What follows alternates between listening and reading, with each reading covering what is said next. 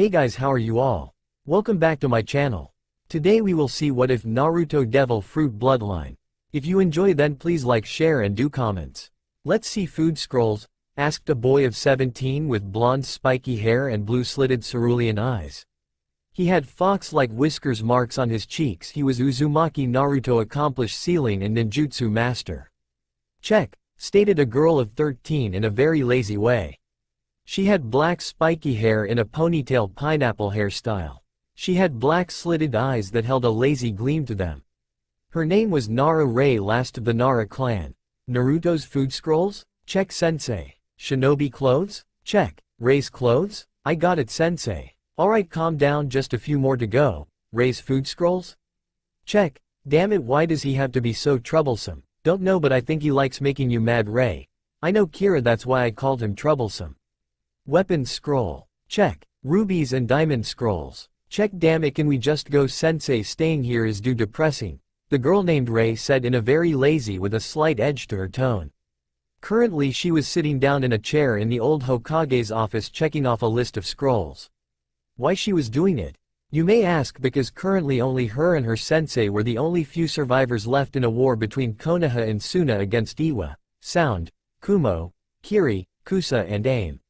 They were currently on the brink of destruction with the Hokage dead and all the major clans wiped out. There was no reason to stay, so she and her sensei were traveling to another world with the help of their respectable demons.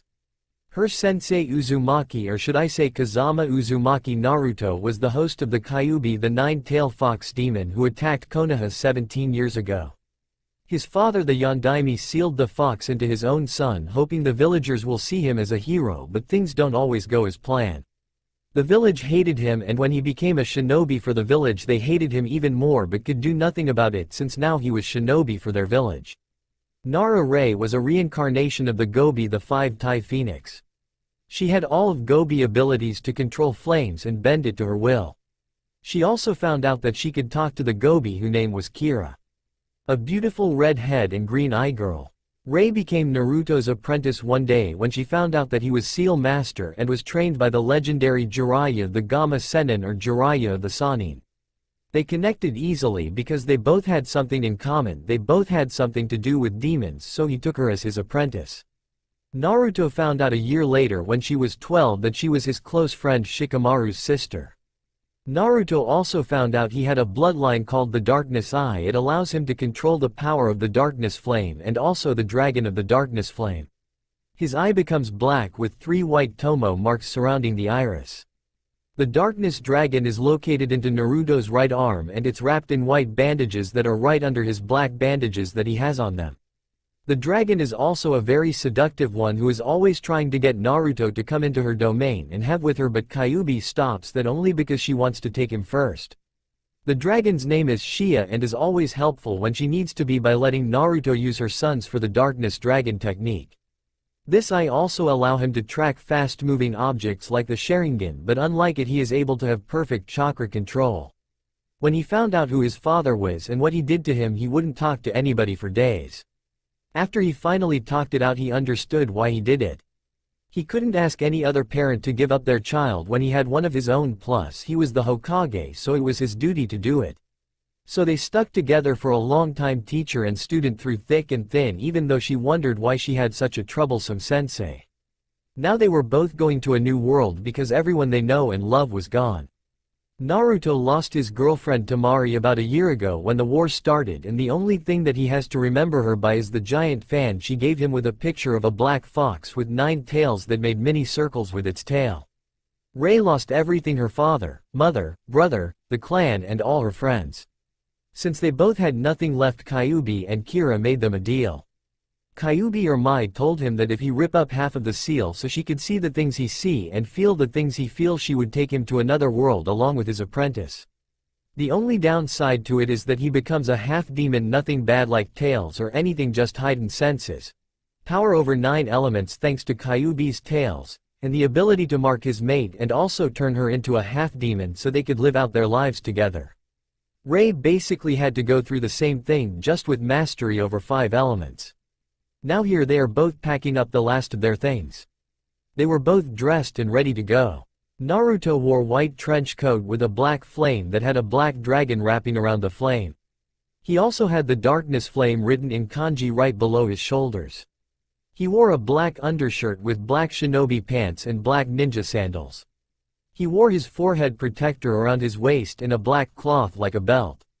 Rei wore similar clothing. She had on a black trench coat with a white phoenix on the back with 5 tails. The words phoenix written in white kanji letters. She wore a white undershirt with black flames at the bottom of her shirt. She wore black shinobi pants with black ninja sandals. She wore her forehead protector that was in a black cloth around her left arm. Forbidden Scroll of Seals? Naruto asked, jumping to his feet from his spot on the floor with his fan strapped to his back. Check in Naruto family scrolls. Also check now. Can we go? She asked in her same lazy tone but with a hint of eagerness in them. Yeah, sure, make sure you have a tight grip on me when Kyuubi starts the jutsu, he told her right before he contacted Kyuubi. Kyuubi were ready, he told the Demon Queen. Naruto blue slit eyes soon turned into red slitted eyes, indicating that Kyuubi was in control. Right now hold Rei-chan while I do this jutsu, she told the girl, and when she thought that Rei was on tight enough she started her jutsu. The jutsu itself took about 10 minutes to do and Kyuubi had done over 1,000 seals. After about 5 more minutes Kyuubi was done with the jutsu and called out, "Universal Transport no Jutsu," and then they both vanished, leaving their old world behind and going to a new one where they could start over. Alabasta. When they arrived in the new world they both knew they made it. They took in their surroundings. They were at loading dock. 20 ships with the word marine on them with hundreds of people on each one. Soon they got bored and started walking around when a marine walked up behind them and tapped Rei on the shoulder. Acting on reflex, she kicked the poor marine in the face, making him crash into some nearby wine barrels. When the others saw this they dropped what they were doing and turned towards Naruto and Rei. While said girl rubbed the back of her head like her sensei does when he does something embarrassing. "Sorry, I hope I didn't hurt you too bad," she told the marine lazily. This only riled up the other marines, saying things like, "You can't apologize talking like that," or, "She struck a marine, that's against the law." While they were talking both Naruto and Rei walked away talking about other things. "You know you should really work on that reflex of yours, it's going to get us in trouble one day." Naruto lectured her while walking down the road, continued to ignore the complaining marines, that is until a group of them surrounded them. "Why are you morons bothering us? We had a long day and we just want to go rest," Naruto complained while rubbing his temples. "We're going to make you pay for striking a marine." A soldier of the world government called out one cocky marine before he charged at Naruto. Before he could even reach him he was silenced by a kunai at his neck by one Narare. "Make any move and you die," she said, losing the laziness in her voice and replaced it with a cold one that sent shivers down the surrounding marine's spine. Then she pointed at the frightened marines. "You guys make any moves and he's dead," she said, pointing at the now whimpering marine. Taking the now whimpering marine, then shoving him down to ground, she turns and walk away only to be grabbed by a cloud of smoke. She turns and looks at her assailant and sees it a man with white hair with black eyes who was smoking a cigar. He had on a white jacket with the words justice written on the back in kanji. He also had a big juti strapped to his back. He wore no shirt and had many cigars on his jacket. He wore green pants with a pair of black shoes. "Now Smoker-kun, why don't you let me handle her for threatening my men?" said a woman with light pink hair that went to her back with black eyes. She had red lipstick on with a cigarette in her mouth. She wore a blood-red suit with black dress shoes. "Now why don't you tell Captain Hina your name, little girl?" Captain Hina asked Rei, who was still being held by Smoker. "Nara Rei," she said simply and lazily with a small smirk on her face that infuriated the captain, but she held it back and saved it for the bashing she was going to give the little girl. "And you are?" Smoker demanded from Naruto. Said boy only looked at him with an annoyed expression on his face before reaching for the fan on his back and slamming on the ground, making a number of marines jump. "Uzumaki Naruto," he said with a smirk on his face. "Now that the introductions are done, why don't you let go of my apprentice before I make you Smoky Man?" He finished with an even bigger smirk than before, but on the inside he was thinking different thoughts. Holy shit, is he made out of smoke or something? Causing Kyuubi to sweat drop at her container's response. Smoker said nothing, only held her tighter and pulled her towards him. Seeing this, Naruto picked up his fan and opened it up, showing his black fox with its 9 tails in all its glory. Many stared at it in confusion and awe while the captains stared at it with an eyebrow raised. "What are you going to do with that? Swing it," one of the Marines yelled, causing a chorus of laughter to fill the air. Naruto looked at them with annoyance before shutting them up with a massive amount of killing intent. Many of the Marines wet themselves while the others were shaking and seeing their deaths before their eyes. The captains were also shaking and scared, but they wouldn't show it. "Who is this kid?" both captains thought simultaneously. "Yes, that's exactly what I'm going to do," he told them. "Ray, get ready." When he heard a "Yes, sensei," he started his attack. He brought the fan back and swung, then yelled out, "Kamaitachi no Jutsu," then a giant gust of slicing whirlwinds made their way to the Marines. When the attack reached Ray, she used a simple Kamawari to replace herself with a Marine who wasn't in the line of the attack, making him and everyone else get caught in the attack. Smoker got hit the worst. He was bleeding all over his body. "Damn, who is this guy? Did he eat the K's? No, am I really shouldn't have underestimated him," he thought before his world went dark. Captain Hina hid behind one of the buildings and called for some reinforcements. "That guy, he just took out Smoker and about 200 of my soldiers. Hina is not happy," she thought angrily right before she rushed out of her hiding place towards Ray direction. Scene changed. With Ray. Meanwhile, Ray was fighting the incoming reinforcements. She was cutting through the soldiers with such swift movement with her kunai it was as if she was dancing. She jumped back a long distance when she saw about 100 soldiers rushing towards her. Going through some hand seals, she called out, "Kagemane no Jutsu success." She had captured them all in her shadow. She dug in her pocket and took a solider pill, then popped it into her mouth, blasting her chakra levels to new heights. She then made another hand seal and says, "Kage Kyubi Shibari no Jutsu," and started choking them all with her shadow until they went unconscious. She turned her backs to the Marines, who were barely awake to see her white phoenix in all its glory that was on her black trench coat. She then took off to find her sensei. What she didn't notice was that there was a certain Marine who didn't fight who took a picture of her when she first did the Kagemane, who also took off to follow after her. Before she could get to her sensei, she stopped in her tracks when she saw who was in front of her. Captain Hina was there with her hands on her hips with a pissed-off expression on her face. "Hina is really pissed," she said coldly before rushing at Ray with speeds that said girl could barely keep up with. She suddenly felt an intense pain go through her head before she was sent crashing through one of the Marine ships. Picking herself up, holding her bleeding head, she finds herself surrounded by more Marines, with Captain Hina jumping through the recently made hole in the ship. "Damn, she's fast," Ray thought, looking up at Hina's smirking face. "What are you going to do, Ray? Let her beat you?" Kira snarled, speaking up, giving a mental glare at Ray from her cage. "No, I'm not, Kira. Let me use some of your chakra. They're going to feel the full force of my power over the shadows," Ray told Kira, smirking at the surrounding Marines. "I told you once before, it's your chakra, not mine," Kira told her while feeding Ray some of her chakra. "I know, but as long as your spirit is inside of me, it is still your chakra," she told her grimly, knowing what would become of her friend's spirit one day.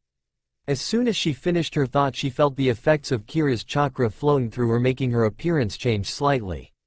Her black hair soon had highlights of red and yellow going through them.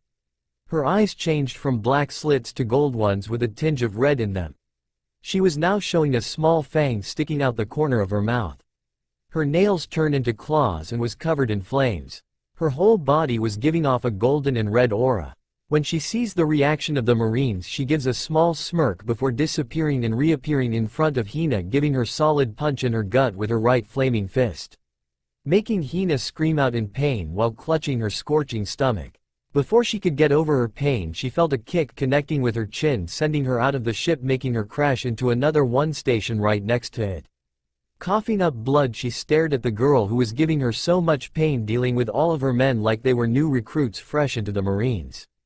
She was fighting about 50 of her men on land, with her appearance returned to normal, glaring fiercely at them. Ray soon rushed at the group of Marines that were trying to block her way from going to her sensei. Thinking she had enough of this, she flared some of her chakra and started making hand seals. After she went through about 50 seals, she shouted her jutsu, "Kagenuma no Jutsu," she said, slamming her hands on the ground. The shadows of the nearby buildings and ships gathered under the Marines. Soon the shadows began dragging in the now screaming Marines one by one until none were left. Giving one last look at the now gawking Hina, she turned and left to search for her sensei. When she was almost out of earshot she heard Hina yell out at her. "Damn you Nara! Hina will capture you." Hina screamed at the retreating form of Rei, who she now dubbed as Shadow Phoenix, before going into the world of unconsciousness. Scene change. With Naruto. When Rei found her sensei she saw him knocking out another wave of marines with his Kamaitachi no Jutsu. She soon joined him using her shadow to choke most of her victims. All the while the cameraman was taking pictures of them, while they battled the onslaught of marines. When Naruto let loose another Kamaitachi he accidentally hit a marine ship that was holding a special captive. One of the Shichibukai Sir Crocodile, and he was pissed. When he got out of the ship he found the cause of why the ship had blown up. He saw a blonde swinging a huge fan making huge whirlwinds taking down hundreds of marine soldiers. He looked to his right and found a girl using her shadow to strangle the marines making them fall unconscious. Yes, he thought, I could use them to destroy Straw Hat Luffy. He thought with a crazed smile before he rushed to the air using the powers of the Suna no Mi. When he appeared everyone stopped their fighting. Crocodile points over to Naruto and Rei, who also stopped fighting and glared at the newcomer. "Who are you?" Naruto asked in an icy tone. "I don't trust the guy, there's something wrong with him, just like that smoker guy." The first have a feeling that he wasn't using jutsu when he used that smoke attack to capture Rei. "I had no time to think about then but now."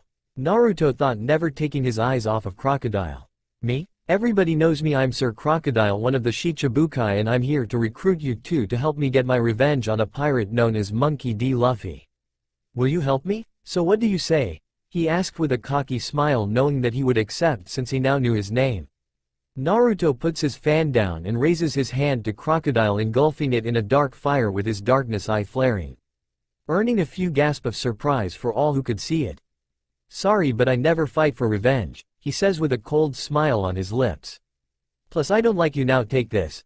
Naruto yelled, rushing towards Crocodile at speeds that he couldn't keep up with. He cocked his fist back as soon as he had reached him. He yelled out, "Jiao Ensatsu Rengoku Sho," and started delivering fast punches to Crocodile's sand body, turning it into hot glass, making it so he couldn't move. Naruto stared at him with cold eyes. Before getting an idea he jumps back towards his fan. He looked back at Rei to see her fighting off more marines. "Rei!" he shouts at her to get her attention on him. When he does he points at Crocodile, who's glaring at Naruto with pure hatred. "What are you? Did you eat the Mara no Mi?" Crocodile snarled at him, still trying to move his body but was unable to due to Naruto's previous attack. Naruto looks at him with confusion and tells him no. Crocodile laughs at him with a laugh that some people would call insane. "Do you know what a devil fruit is?" When he sees Naruto shake his head no, he explains. "You see, there are people just like me all over the Grand Line who had eaten one of the fruits that gives us special abilities like me. My body is made out of sand because I ate the Suna no Mi," he told him, seeing his confusion gone place with another one. "Let me show you," he stated, making his arms turn to sand but his body stay at the spot and sending it at Naruto, who swiftly dodged Crocodile's attack, sending another Jiao Ensatsu Rengoku Sho at the sand and turning them into glass as well so he couldn't move his arms. Naruto asks Crocodile an important question. "What's the Grand Line?" When he says this, looks of disbelief come all over the people in the area. "You're in the Grand Line, you idiot," shouted half the people there, making Naruto clutch his ears. "Okay, I don't care. Ready for a combination attack?" When he finds that Rei was right next to him. "Yes, sensei," she replied lazily. "Okay, I need you to do your strongest fire jutsu, alright," he tells her, and glaring at her slightly when he hears her say something along the lines of, "troublesome blondes." She then preform her jutsu. "Kaden. Karyu Enden," she shouted, shooting a stream of fire from her mouth. While she's doing this, Naruto grabs his fan and call out his jutsu. Futon. Daitopa. When the powerful air blast collided with the fire jutsu, it turned in a giant firestorm heading right at Crocodile, who was staring at the storm in fear. When the firestorm hit, they called out, "Fuyasutomu no jutsu." They shouted in unison, turning Crocodile's sand body into a glass one. They turned to see the many marine boats lined up at dock. Looking at one another, they came to a silent agreement. Going through some hand seals, they call out their jutsus. Sweden. Daibakufu no jutsu. Naruto shouted, destroying half of the marine ships with large water blast from his mouth. Sweden. Suiryuden no jutsu. Ray called out, creating a water dragon and destroying most of the other marine ships. They see 3 marine ships remaining and rushed towards one of them. Naruto uses a few Kage Bunshin to get the ship to start moving, and they soon headed out to sea, leaving the defeated marines and one very pissed off Captain Smoker, who just regained consciousness to make his report to the world government leaders. Scene change. Marine headquarters. "Did you all hear Smoker's report?" said one of the men in the shadows holding a cane. "Yes, I did, but I find it hard to believe that only 2 people, 2 out 2 of our best and their men," replied another man running his hand through his long beard. "I also find it hard to believe, but we all know that Smoker would not lie to us about something so important," an old woman said, tapping her fingers on the desk in front of her. "Yes, and also he said that they had strange abilities not connected to the devil fruits," said another one of the men with brass knuckles on his hands. "Yes, an ability to use shadows to bind and choke people, and who knows what else this girl could do with them," said the woman, looking at a picture of Ray performing the Kage Kyubi Shibari no Jutsu on a dozen marines. "Also, reports say that she killed a few dozen soldiers by engulfing them in her shadow," said the man with the cane, now passing the picture with Naruto on it with his giant fan in his hand, performing the Kamaitachi no Jutsu. "This boy Uzumaki Naruto is also a dangerous one," said the same man with the cane. "Smoker tells me that he is the girl's sensei," said the woman, also looking at Naruto's picture.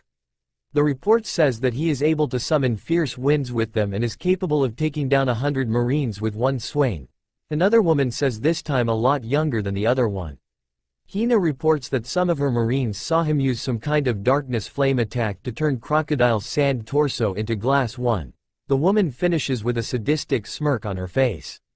"Yes, these 2 are dangerous indeed. To be able to take down him without much trouble, these 2 may become a problem. Not even Monkey D. Luffy was able to take him down without getting seriously injured, from what my men tell me," the same young woman said with an even bigger smirk on her face than before. "These 2 will be getting an higher bounty than that of Straw Hat Luffy," said the man with the cane. "I agree, but what has me interested is the reports saying the strange transformation the 2 went through," one of the more silent members said out of the blue, who was slightly older than the young woman. "She was also in the shadows. The only thing you could see of her was her black nail polish nails that were on the table in view for all to see." "What transformation?" said the old woman, glaring at the younger woman who just spoke. She never really liked the younger generation being in on their meetings. When Hina confronted this girl Nara Ray on one of the marine ships, she said that she went through a transformation. Her normal black hair gained red and yellow highlights in them. Her black slit eyes turned into a gold version with a tinge of red in them. Her normal hands turned into claws, pretty much giving her a feral look, the woman explained, rubbing her temples. "What about the boy?" explained Shayna. The old man with the cane demanded from the woman now known as Shayna.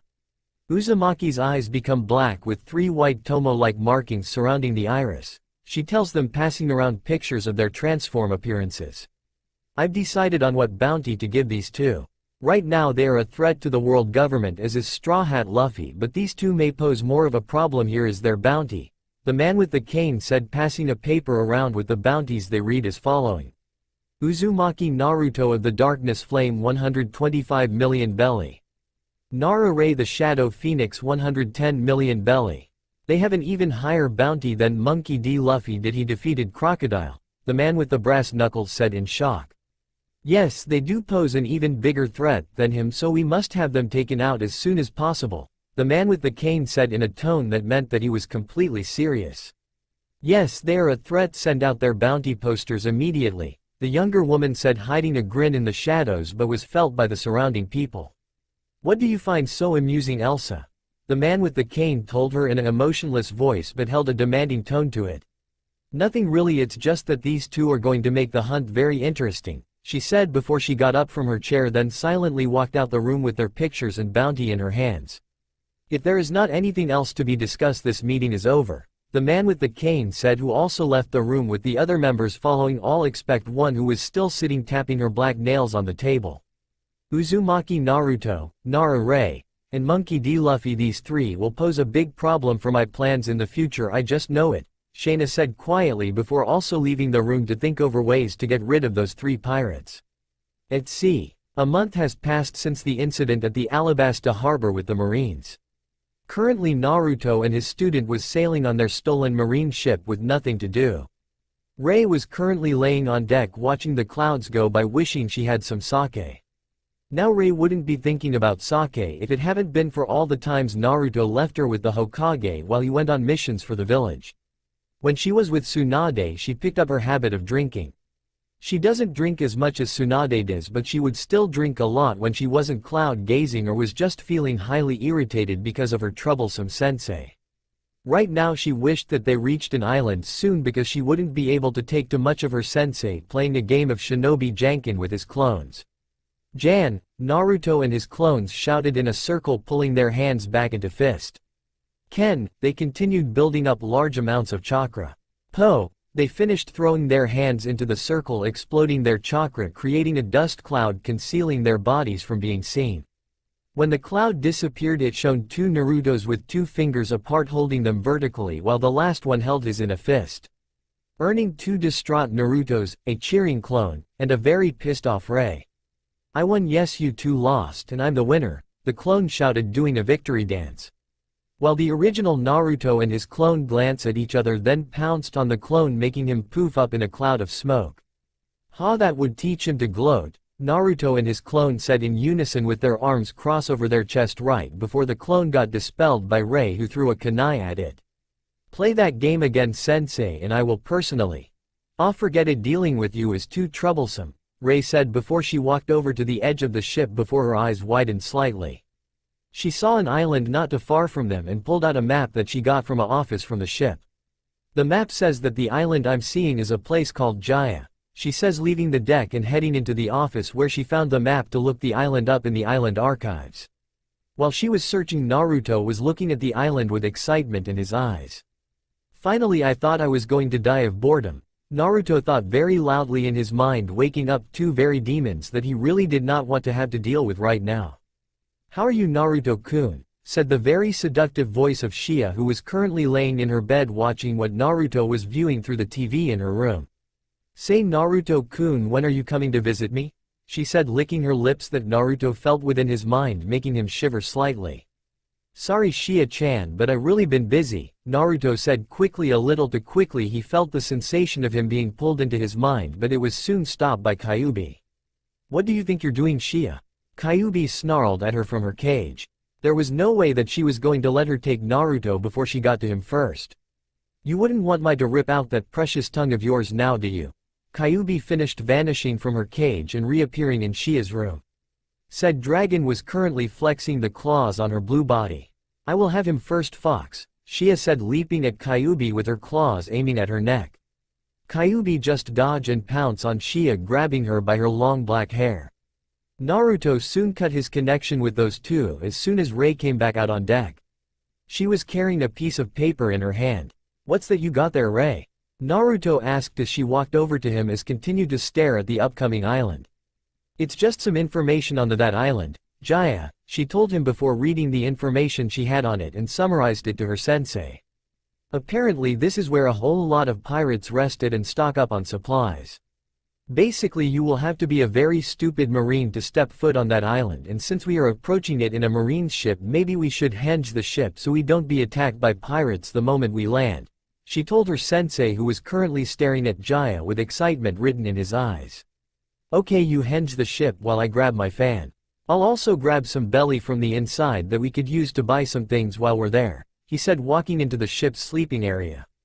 And with that money some sake, Rei said lazily while going through the hand seals for the henge no jutsu. When she was done, the ship changed from a blue and white marine ship into a black and white pirate ship with a black phoenix with crossbones on it surrounded by a blue flame. Now since that's over, time to watch the clouds, she thought as she lied down and began to stare at the clouds until she drifted off to sleep. Scene change. Jaya Island. After landing at port, Naruto and Rei exited their disguise ship. They looked at their surroundings and saw a ship with a smiling skull with a straw hat design on their sail docked right next to their ship. Not thinking anything else of it, they begin their walk through town. Naruto gave Rei some belly while he went off to buy some supplies for their next trip. Rei meanwhile had spotted a bar a few shops back and walked over to it. There she saw a group of pirates drinking and having a good time. She walks up to the bar and sits next to a boy with a straw hat who is currently eating a pie. "Barkeep, can you give me a bottle of sake?" she asked the barkeep lazily while gaining the attention of the people who was sitting next to her. A girl with orange hair turned to her with a shock expression on her face but said nothing and decided to watch. As did the guy with the straw hat and the man with green hair. "Don't you think you're a little too young to be drinking, girlie?" the man at the bar said rather loudly, gaining the attention of the people in the bar. She just looks at him with a bored expression on her face before answering. "Have you ever heard the saying, old enough to kill, old enough to drink, huh?" she asked him lazily, resting her chin on her hand, giving the barkeep a lazy look. She soon directed some killer intent at him while flashing her eyes gold for a brief second, but this was only caught by a few people. "You killed before?" the man with green hair asked her, eyed her suspiciously. She looks at him for a minute and answers his question while never breaking eye contact with him. "Sadly I have. Such is a life for a shinobi," she told him before looking back at the nervous barkeep. "Now I would like some sake. I spent a long on the ship with my troublesome sensei and I need some to calm my nerves," she told him in the same lazy tone, but it held some irritation to it. When she sees the man bringing her a bottle, she smirks a little before drinking it down before asking for another one. The girl with orange hair and red eyes decided to speak up. "Wow, I never seen a kid down sake like that before. I'm Nami and you are?" Nami asked her, extending her hand to Rei. "Nice to meet you, Nami. My name is Nara Rei," she said while shaking her hand. The man with green hair spoke up next. "Rorinoa Zoro," he says and receive a nod from Rei. Then the boy with the straw hat spoke up next with a piece of pie attached to his fork. "You can call me Monkey D. Luffy and I'm their captain," he shouted with a big goofy smile on his face. Rei stared at him for a second before chuckling and asking for another bottle of sake. What they didn't notice was a man walking up to them with a wine bottle in his hand. He was just about to strike Rei when he felt a sharp object to his neck, making him drop the bottle, making it break on contact, earning the attention of everybody in the bar. When they see who's making the commotion, they see Naruto holding a kunai to the pirate's neck. "Sensei, what are you doing?" she asked him in a bored tone, only to earn a hard glare from him, making her flinch slightly. Luffy and his crewmates watched but did nothing to interfere with it, but all had their separate thoughts about him. Who is this guy? The first didn't even hear him walk into the bar. Zoro thought, eyeing Naruto spuriously. Luffy was having different thoughts, real different thoughts. "I got to have this guy join my crew. He didn't even make a sound when he appeared," the captain thought with a twinkle in his eye that did not go unnoticed by his crewmates. "Don't tell me he's going to do what I think he's going to do," Nami thought, placing her palm on her head and shaking it. She then turned back at Naruto and blushed slightly. "Well, if he does, I wouldn't mind. He does look good," she thought, staring at Naruto before she blushed harder at what she just thought and turned to the ground. "Where did that thought come from? I don't even know the guy. He may be someone dangerous," she finished, turning her attention back at Naruto, who still had his kunai at the pirate's neck. "Rei," Naruto spoke coldly at her, making her flinch again at the tone of his voice. "I told you before, you shouldn't drink too much. It dulls your senses. You should always be aware of your surroundings. This ass right here was about to strike you while you was happily drinking your precious sake," he told her, glaring harder at her while shoving the man the ground and kicking him over to his other pirate crewmates. He turned his head to look at them, daring them to attack him while blasting them with a massive amount of killer intent that filled the whole bar, making everyone there shake in fear and some collapse to the ground. Expect for 4 people. These 4 were looking at Naruto carefully. One was a man with black hair with a black cap over his head who was watching him with interest. Zoro was watching him with a mixture of respect and suspension while also thinking, who is this guy? Luffy couldn't wait to ask him to join his crew. Rei was looking down at the floor with shame, thinking about how she let her love for sake almost made her make a serious mistake.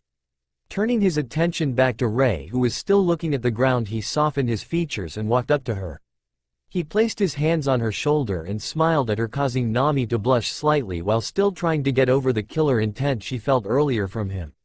Rei looked up at him with a sad expression on her face. Sighing, he spoke up to her. "Rei, it's alright, I forgive you," he said with a small smile that caused her to smile but soon dropped it after what he said next. "But for punishment I will be upping your whites by 100, he told her and laughed when he saw her glaring at him while muttering, "Damn troublesome blondes."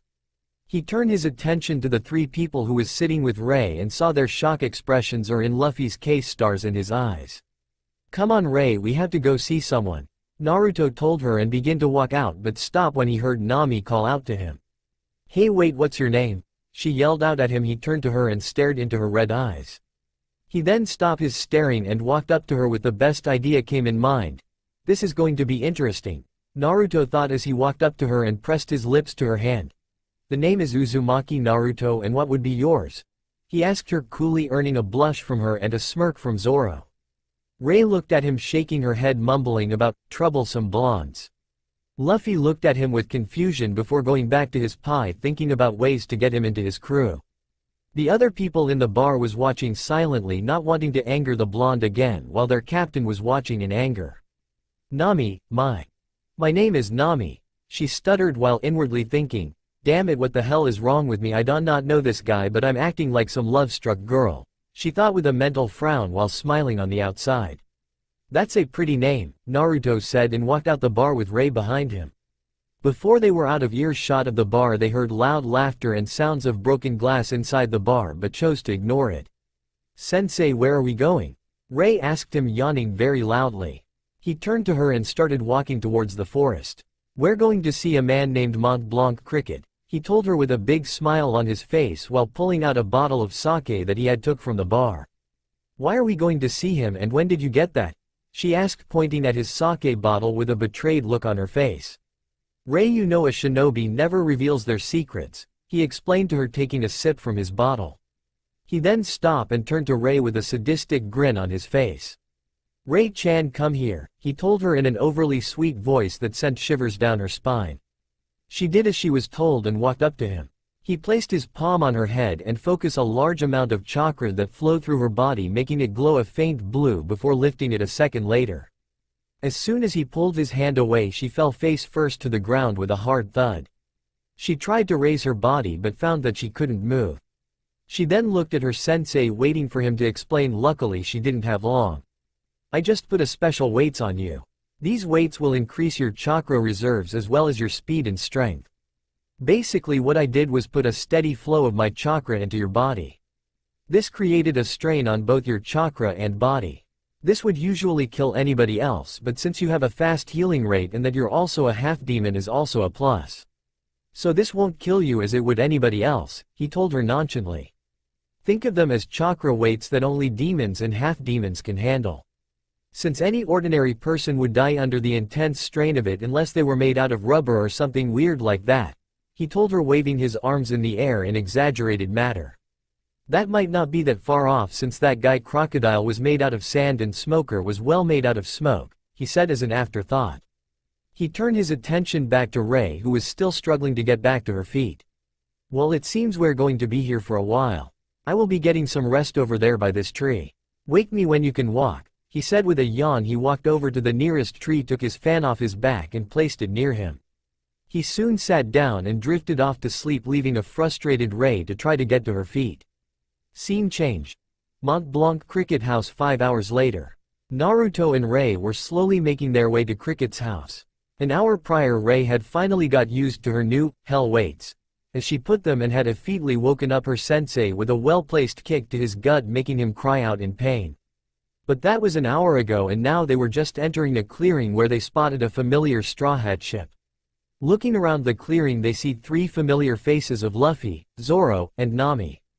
Then they spot 4 unfamiliar faces. One guy had a very long nose with black curly hair with a green bandana and goggles on his head. Another guy had blonde hair with it covering one of his eyes from view, with a cigarette in his mouth. There was a woman with raven black hair that went down to her shoulders reading a book. The last person was quite weird. He was a reindeer standing on 2 legs with a backpack on, with a strange pink hat on with an white X on it. They soon walk into the clearing, gaining attention of the Straw Hat crew. Nami looked at them with surprise, while Zoro looked at them with a raised eyebrow, seeing Rei drag herself into the clearing with a dead look on her face before smirking. Luffy called out to them with a very loud yell. Hey guys, what are you doing here? He shouted, causing everybody there to flinch at his loud voice before he was hit over his head by Nami's fist, causing a small crater in the ground. Nami, that hurt, he whined while in the ground, causing Naruto to laugh at him. Rei walked up to Zoro, said hi and plopped herself on the ground before falling asleep, instantly causing everyone there to sweat drop except Robin, who just looked at her with a raised eyebrow before looking at Naruto and asking what happened to her. Nothing really, I just added some special weights to her, he told her with a wave of his hand before walking up to Nami. Said girl was beginning to get nervous when he begun to approach her. The others were watching in interest while a certain cook was watching in jealously. It's nice to see you again, Nami, so would you mind telling me who your friends are and why you're here? He asked her calmly before pulling out another sake bottle that he stole from the bar. Nami looks at him with a raised eyebrow before asking him a question. Hey Naruto, weren't you the one that said, sake dull the senses, right? She says in an annoyed voice, giving him a death glare before snatching it from his hand and drinking it for herself. Naruto just looks at her with a disbelieving look mixed with slight fear. This caused a few people in the crew to raise their eyebrows while Luffy and Zoro nods their head in understanding who was at the bar at the time. Yeah, I did say that, but that was only meant for her, he says, panicky, pointing at the sleeping Rei. Plus she focuses her whole attention on the sake while drinking and doesn't pay attention to her surroundings. That's very bad for a shinobi, he explains, more calmed down but eyeing the sake carefully. The others squinted their eyebrows in confusion and Usopp decides to ask him the next question. What's a shinobi? He asked, getting the attention of Naruto before bowing his head quickly before adding, sorry about that, the name is Captain Usopp. He tells him with great enthusiasm, striking an heroic pose. Naruto stares at him, then turns to Nami, who is shaking her head at his stupidity. Well, a shinobi is basically a ninja who specialize in assassinations, ninjutsu, genjutsu, and taijutsu. Before you ask, I'll explain what they are, he explains quickly, seeing Usopp about to ask another question. Ninjutsu relies on chakra and, most of the time, hand seals. Unlike genjutsu where everything is an illusion, anything with ninjutsu is quite real. Here, let me show you, Naruto says, walking to a tree and holding out his hand to it. The others watch in silent fascination, while not all of them, as Luffy and Usopp is jumping in excitement as he starts to gather a ball of chakra in his hands and slamming it into the tree. Rasengan, he shouts, snapping the tree in half. He looks back at them and sweat drops at their reaction. Robin had dropped her book. Nami was looking on in awe. Zoro and Sanji eyes widened slightly, but what made him sweat drop was Luffy, Usopp, and Chopper's reaction. They were all shouting, wow, and cool, he's strong, or Naruto, that was amazing, with their eyes wide and running around shouting whole bunch of nonsense. While this was going on, Rei was still silently sleeping with a little drool coming out of her mouth. Okay, that was a seal-less jutsu, now let me show you one that takes seals. Naruto forms a single seal and calls out, Kage Bunshin no Jutsu, and in a puff of smoke 3 clones appear next to him. He gets the same reactions as before, but with Robin walking up to one of the clones and touching it. These are real clones, how do you accomplish something like this? She asked him with a raised eyebrow. Sorry for not introducing myself earlier, I'm Nico Robin. He nods his head to her and begins his explanation. Chakra is a combination of spiritual energy and physical energy. Without chakra, the human body or animal will not be able to live. With the use of chakra, I am able to use the techniques I have shown you earlier, he tells them, seeing them nod their heads in understanding. Nami decides to speak up. Naruto, can anybody learn how to use chakra? She asked him with a little twinkle in her eye, thinking of all the things she would be able to do with it and steal. Naruto sees the twinkle but thinks nothing of it. No, not everybody can do it. If you have not used chakra before, it would forever be locked in you unless somebody forcibly open your chakra pathways. That is why we learn to use chakra at an early age. The oldest you can go without actually using chakra is 14 without having it forcefully open. If I were to force open your chakra network, there is a slim chance you may die, and if you survive the painful process you would be able to use chakra, but I would need to teach you some chakra control exercises like tree climbing and water walking. He explains to them in a serious tone while Nami looked at the ground thinking over what she had just learned. Rei, who had recently woken up, looked over Nami with an calculating gaze but said nothing. Did you say water walking? Chopper asked with stars in his eyes. Naruto nods his head and looks at the other, who had looks of disbelief, while Luffy also had stars in his eyes. My name is Tony Chopper, by the way, he tells him in a happy and proud voice. Naruto smiles at him and walks to where the water was. He begins to take a step before he felt hands on his ankles. He looks down only to be pulled down underwater. What the hell? He shouts before he's pulled under. The others ran over to the water while Sanji, Zoro, and Rei dived in to help Naruto. When they had dived underwater, they saw Naruto being dragged underwater by a blonde man whose head was shaped like a diamond with a funny small hat on. They saw Naruto trying to pry the guy off with his hands, but the guy was seemingly unconscious. The man had a strong grip on Naruto, who was still struggling to get free. Naruto soon lost consciousness after swallowing too much water trying to free himself.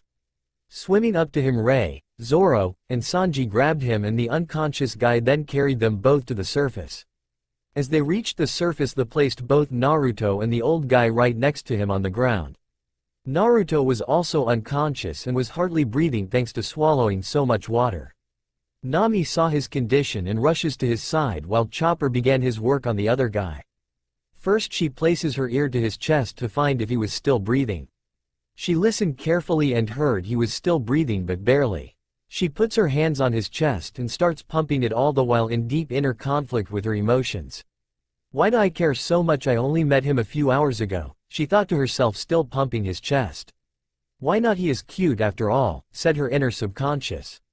But it's not logical. I can't fall for someone I don't know. It's like Sanji actually going on a date with me. Impossible, she yelled in her mind while placing her ear back to his chest, then proceeding to pump his chest again. You heard of love at first sight, haven't you? Her subconscious asked her coolly. Sure I have, but only in fairy tales, she told her inner, then added, why the hell am I talking to myself? I'm not some crazy person, she yelled in her mind while shaking her head. Her subconscious went quiet after that while Nami continued to work on Naruto. Seeing that he wasn't coming to, she tilted his head back and pinched his nose. Guess I have no choice, she told herself while she proceeded to give him mouth to mouth. Everybody stopped what they were doing, expect Chopper to look at the two. Sanji was boiling in anger and jealously, while everybody else stared slack-jaw at what Nami was doing to Naruto. Rei didn't really care but was inwardly smirking, thinking that her sensei was finally going to move on. Then Usopp yelled at Nami while also knocking everybody back to reality. Nami, what are you doing kissing Naruto? He shouted, pointing an accusing finger at her. Nami stopped her mouth to mouth and turned to Usopp. She then gave him the worst glare that he has ever seen her with that made him take a step back. She neatly laid Naruto's head down, never taking her gaze from Usopp's. She then took a deep breath. Everybody was watching her cautiously and took a step back away from her. I am not kissing him, dumb ass, I'm giving him CPR. If you say something like that again, I'll kick your ass from here all the way back to your village. She yelled at him with her face red from embarrassment or anger, nobody could really tell. Usopp hides behind Zoro's leg while said guy was trying to shake him off. Nami was about to give more CPR to Naruto when he came to with a frightened look on his face while mumbling something about crazy-ass dragons. He then turned towards Nami and smiles. Are you the one who saved me, Nami? He asked her as began sitting up. She shakes her head no and explains. No, it was Zoro, Sanji, and Rei. They all dived in the water to save you when that guy had pulled you underwater, she told him, pointing at the unconscious old guy while purposely not telling him the part about her giving him CPR. Well, thanks then you guys, he tells them before lying back down on the ground. Wake me up when that old bastard wakes up, he says before falling asleep. Nami looks at him for a minute before she walked over to Rei. Rei, can I talk to you for a minute? Nami asked her. Rei looked at her with a bored expression before nodding her head for Nami to continue. I want to learn how to use chakra. Do you think Naruto could help me unlock mine? She asked her with hopeful eyes. Rei stared at her for a minute before looking up at the passing clouds. He could unlock it for you, but I will warn you the process will be painful and there's a good chance that you can die from it, she told Nami grimly, still staring at the clouds. She then turns to face her. Are you sure you want to do this? She asked her, completely serious. Nami nods her head yes and stare up at the clouds as well.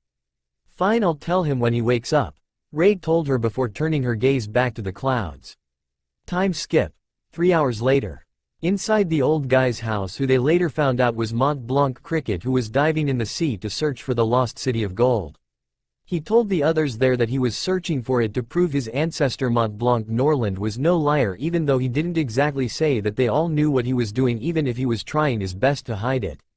The Straw Hat Pirates asked him what he knew about Sky Island. He told them that he never been there, but there was a way of getting up there by taking the knock-up stream. But before they could do that, he and his monkey-looking friends who had shown up while he was knocked out had to fix up their ship so they wouldn't crash back down to the surface because their ship wouldn't be able to take the pressure of the stream. So to celebrate everything, they had a small party with food and even shown some of the gold he found below sea. Everything was going well before Cricket remembered a very important detail that he forgot to mention to them. "You guys have to get to the forest fast," he shouted at them, causing everybody to look at him in confusion before his two monkey friends understood where he was coming from. "That's right, you guys have to go now and search for the South Bird quickly," the monkey look-alike with long white hair said. "If you don't, you won't be able to reach Sky Island," the other monkey said with short hair. "What's so special about this South Bird?" Naruto asked them, tilting his head to the side. "Only with this bird can you reach the knock-up stream. You see, the South Bird head only points south, and that is where the knock-up stream is," the monkey with the white hair said. "What kind of bird only points its head south?" Ray asked lazily while drinking some sake. "The South Bird," the two monkeys shouted in unison. They then proceeded to tell them the only way to identify the South Bird is that its head is always pointing south and that it makes a very weird call. The others stares at them like they were crazy but complied with their search. Luffy and Robin went in one group. Zoro and Sanji went in another, with Sanji complaining about no being with Nami or Robin. Usopp, Chopper, and Ray went in another group, with Ray asking, "Why did I have to search for this troublesome bird?" along the way. The last group was Nami and Naruto, which was pretty awkward for Nami because she didn't know what to think of the blonde man that was to be her partner. With Zoro and Sanji were both walking through the forest at a casual pace while Sanji was running searching for the bird so he could get his Nami away from the blonde menace, as Sanji called Naruto. "Would you stop running around already? You're giving me a headache, Arrow Cook," Zoro told him, scowling at the panicking chef. Said chef stop what he was doing and march right up to Zoro, then grabbed him by his collar. "What did you say, Marimo?" he said venomously at the swordsman, who was busy giving him a bored look. "Stop running around, Arrow Cook, you're giving me a headache," he told him, grabbing Sanji's wrist and pushing him away from him. "What the hell is your problem anyway?" he asked him, taking a slight interest in why the perverted cook was acting more batty than their captain on a normal day. "I have to hurry and find the bird so I can be with my Nami-chan," he told him, with hearts in his eyes, doing a silly dance. "Baka, Arrow Cook," Zoro mumbled under his breath and went off searching for the bird again, leaving the perverted cook to his happy dance. With Luffy and Robin was calmly walking through the forest while Luffy played with a stick, poking it at many different things. They then heard a very weird sound and went in that direction while Luffy tried to get Robin to have some fun. "Robin, can we do something fun? This is so boring," Luffy whined, still poking around with his stick until it broke, causing him to pout until he started talking to Robin, who was ignoring his attempts of conversation. Until she finally spoke, seeing that her captain was not going to stop talking unless she did. "Why didn't I bring my book with me?" she thought, shaking her head. With Chopper, Usopp, and Ray, the three of them were walking bravely through the forest. Well, two of them were, while Usopp just cowered behind Ray at every little sound that he heard. She had a look of pure boredom on her face on the outside, while on the inside she was thinking, "This must not kill a long nose. Must not kill a long nose," she repeated over in her head in a chant, causing Kira to sweat drop at her container's behavior. "Would you get from behind me? I can't concentrate," Ray said with a hint of irritation in her lazy voice. Usopp looked at her with fear in his eyes while he tried to defend himself. "No way, ha. Have you heard all the noises this place is making? It's creepy," he said, clutching onto Ray's coat with more strength than earlier when he heard a very loud and weird noise. "Wah. What was that?" he asked, with his legs shaking and teeth snapping rapidly. Ray had a look of indifference on her face at his behavior, and when she turned to look at Chopper, he was acting the same way as his long-nosed friend. Sighing to herself, she walks to the direction of the weird loud noise. With Naruto and Nami were both walking through the forest looking for the South Bird. Naruto was walking very slowly, taking in his surroundings, while Nami was trying to search for the bird but couldn't spot it, so she just let the search up to Naruto before she decided now was the best time to ask Naruto about using chakra. "Naruto?" she called out to him, making her voice sound as firm as she could. He said, not really paying attention. "Can you unlock my chakra?" she asked, staring at him intently when he stopped to stare at her in disbelief. You want me to do what? He asked, thinking that he hadn't heard right. I want you to unlock my chakra, she repeated with her voice never wavering. Nami, if I do this you may die in the process. That doesn't matter, I live my life as a pirate, my life is always on the line. Look, I'm not going. He stopped when Nami walked up to him, but before she could do anything they heard a very loud and weird noise. I guess that's the bird, Naruto said, quickly moving towards the sound, leaving a frustrated Nami behind. Damn you, Uzumaki, Nami mumbles before running off after him, thinking of ways to convince the blonde man to open up her chakra network. She will have him do it because she wants to become stronger. She don't want the others to protect her or her running away from fights any longer. Sure, she has her new claim attacked, but the thing is pretty much useless unless she used certain combinations with the right weather ball. She could use the staff with no problem, but she would have to use lots of distractions for the time needed to perform her staff moves, and in that time she would probably already be dead if her opponent was faster than her. Shaking her head from her thoughts, she continued to run towards the weird sound that she somehow knew that was coming from the south bird. She stopped when she saw Naruto running back towards her with over 100 bees chasing after him.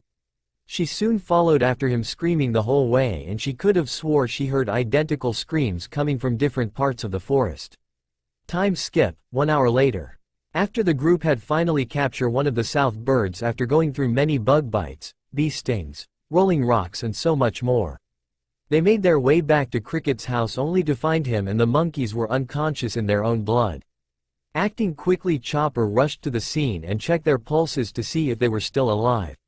When he found out that they were, he bandaged them up and lied them down on their backs. Cricket was the first to come to and they asked him to tell them who did this to him, but he wouldn't tell them, saying how it was his business. They soon took notice that his gold was gone, and Zoro discovered who did by pointing to pirate symbol that Luffy recognized as Bellamy's. Enraged, Luffy was about to seek revenge when Nami told him that he couldn't go because they had to go to Sky Island in a few hours. Luffy told her not to worry and that he would be back as soon as possible. He soon took off, but not before Raid took off after him on the request of Naruto. Scene change, Giant Docks. A lone man was standing at the docks relieving himself because he was so drunk he couldn't find the restroom. When he was finished, he was on his way back to the bar when a stack of wanted posters landed in front of him. Deciding to look through them just for the hell of it because he nothing else to do than go to the bar, he looked through them. He was looking for about 5 minutes before he came across some familiar faces. Nara Ray, the Shadow Phoenix. A picture of Ray looking behind her, showing the white phoenix on the back of her white trench coat. Bounty 110 million belly. Uzumaki Naruto of the Darkness Flame. A picture of Naruto with his darkness eye activated, holding a dark red flame in his hand. Bounty 125 million belly. Monkey D. Luffy. A picture of Luffy smiling a big smile with his hand on top of his straw hat. Bounty 100 million belly. Rorinoa Zoro. A picture of a bloody Zoro face looking off to the side. Bounty 60 million belly. As the man looked over the bounty over their heads, he thought his eyes were playing tricks on him, so he laughed a little and reread them. His face turned from giddy to a horrified expression before he made a quick dash to the bar to warn Bellamy. As soon as he saw the bar, he barged his way in effectively, stopping all activity that was happening inside. Bellamy, you have to get out of here, you're in danger, he shouted, making said captain turn his head to look at him with an annoyed expression. What the hell are you talking about? He demanded as he continued to drink his alcohol. You remember those 2 guys we beat up earlier today? He asked as he pulled out the 2 wanted posters of Luffy and Zoro that was tucked under his arms. Well, look at these, he said as he showed them the bounties over their heads. The bar was quiet and nobody made a sound until Bellamy started laughing, making everyone stare at him. Those bounties are fake, you all saw how weak they were. They probably just made them to make themselves look tough so nobody would fight them. Think about it, as soon as someone look at their so-called bounties, they be so scared they'll run away without putting up a fight. He reasoned to them as their fears soon turned into glee as they soon began to drink again, but was soon stopped by the same man. I don't know, Bellamy? He paused as he looked at the other 2 posters in his hands. Bellamy, do you also remember when that little girl was in the bar drinking 1 bottle of sake after another? He asked as he looked back up to Bellamy to see him drinking before slamming his glass on the table, making him and everyone else jump. Yes, I remember her, Damn brat coming here talking about, old enough to kill, old enough to drink, she would have been killed if it wasn't for that man who saved her, he said as he poured himself some more alcohol. You're still in danger of being killed, look, he said as he showed them the other two posters of Naruto and Ray, making him drop his glass in shock. The other people who were holding their glass mirrored him or just spit out their drinks. Soon Bellamy composed himself and told the man what he thought about them. They're weak as well. Those must also be fake who runs away from a fight like they did with bounties like those, he said simply before laughing loudly to himself. I mean, come on, how would a little girl like her have such a high bounty? Shadow Phoenix, what a pretty name for such a little girl, he said, laughing. Soon enough the whole bar began to laugh loudly to expect the one man who was continued to stare at their bounty posters. Soon all laughter stopped when they heard a loud yell. Bellamy, get out here, shouted Luffy, making the man smirk before he walked out the bar with his men behind him. When they exited the bar they saw Luffy standing on top of a building glaring down at Bellamy with hate in his eyes. They didn't notice Ray, who was sitting behind them on top of the bar with a bored expression on her face, until she spoke out to them. Can we hurry and get this over with so I can get some sleep? Ray said lazily, making everyone look at her with wide eyes except Luffy, who already knew she was there. She then yawned before effortlessly jumping off the bar rooftop to the ground in front of Bellamy and his crew. She stared at them lazily before walking up to a building directly across from them. She looked at it as if examining it before she leaned against it and crossing her arms, turning her gaze back at the crowd who had their eyes twitching. I'm only going to ask once, return the gold and no one will get hurt, she told them in the same lazy tone as before, making them even more irritated.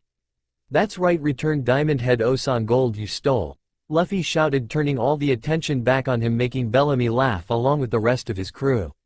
Soon more pirates began to crowd the area to see what the commotion was about. Among those people was the man with black curly hair with the black cap over his hair, who was watching with growing interest.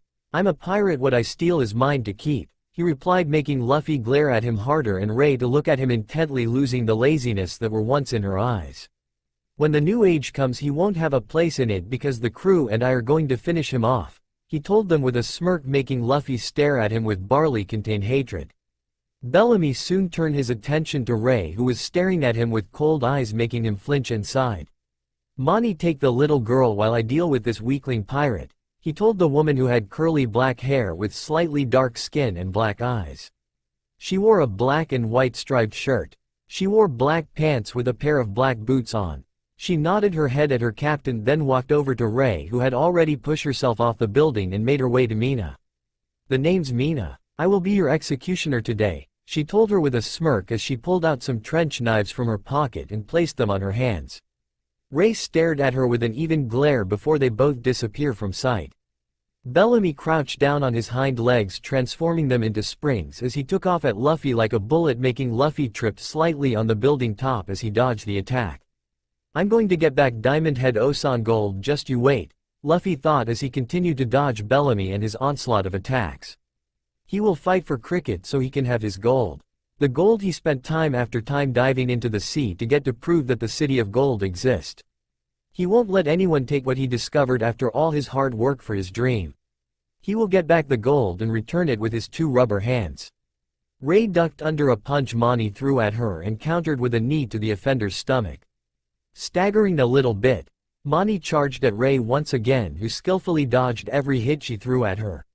She actually found herself letting a little cocky smirk reach her face, until she felt the air in her lungs leave as she was punched in her stomach, sending her to the ground. You shouldn't get cocky, little girl, she said as she blurred from sight and reappeared behind Ray with her trench knives pointed at the girl's neck, ready to cut it open. Because it will get you killed, she finished as she cut Ray across her neck, only to find that she had cut through a log. Perplexed at this, Mani looks around for Ray, only to find the girl leaning against a building staring at her with a bored look on her face. Mani, the pirate crew, and everyone looked at her, then back at the log, then at Ray again with wide eyes. How the hell did you get over there? Mani snarled as she charged at Ray again, only to find herself unable to move. Kagemane no jutsu success, Ray said with a smirk on her face, but soon dropped it when a cloud covered the area, making her shadow disappear from sight, setting Mani free. She looks up at the sky with an annoyed look. You choose now to appear, she said, a little ticked, but when she turned her attention back to Mani, only to find her charging her once again. Sighing to herself, she pulled out two kunai from her holster on her leg and met Mani charge head-on. The two collided as their blades made contact with each other. Both tried to overpower the other as they tried to gain their victory. So are you going to tell me how you got over there and replaced yourself with that log? Mani sneered as she felt herself being pushed back. That was Kawarimi no Jutsu, it replaces me with anything I desire, she said simply as she looked to her right just in time to see Luffy punching Bellamy and knocking him out. Deciding to end this now, she jumps back a few feet away from Mani. Sorry, but it looked like your captain is down. She paused as she watched Mani look to see her captain unconscious lying down in a small crater in the ground. She continues once she see that Mani is focusing on her again. And I don't want to waste any more time, so she goes through a few hand seals which confuse everyone there except Luffy, since he saw Naruto perform a simple jutsu back at Cricket's house. She smiles as the clouds begin to show light from the moon as they move away. Alright, one more time, Kagemane no Jutsu, she cried as her shadow stretched trying to catch Mani in it, but she saw it coming and jumped out of its path. Ha, the same thing won't catch me twice, she said with a large smirk on her face as she ran towards Ray, who just smirked in response. As a success, Ray finished as he shadow finally connected with Mani, making her stop dead in her tracks. Mani struggled to set herself free but couldn't move an inch. She turned and glared at Ray with hate in her eyes. Let me go, she shouted as she struggled even more but soon found herself doing weird movements with her hands. She looks at Ray to find her doing the same movements with her own hands. Soon she stopped as she landed on a single seal and waited to hear what the girl was going to do. Kageyose no Jutsu, Ray called out as tendrils appear out of Mani's shadow and began to circle around her, further bounding her.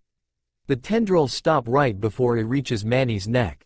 Doing one last hand seal that Luffy recognizes, he smiles a big smile when he sees what's about to happen.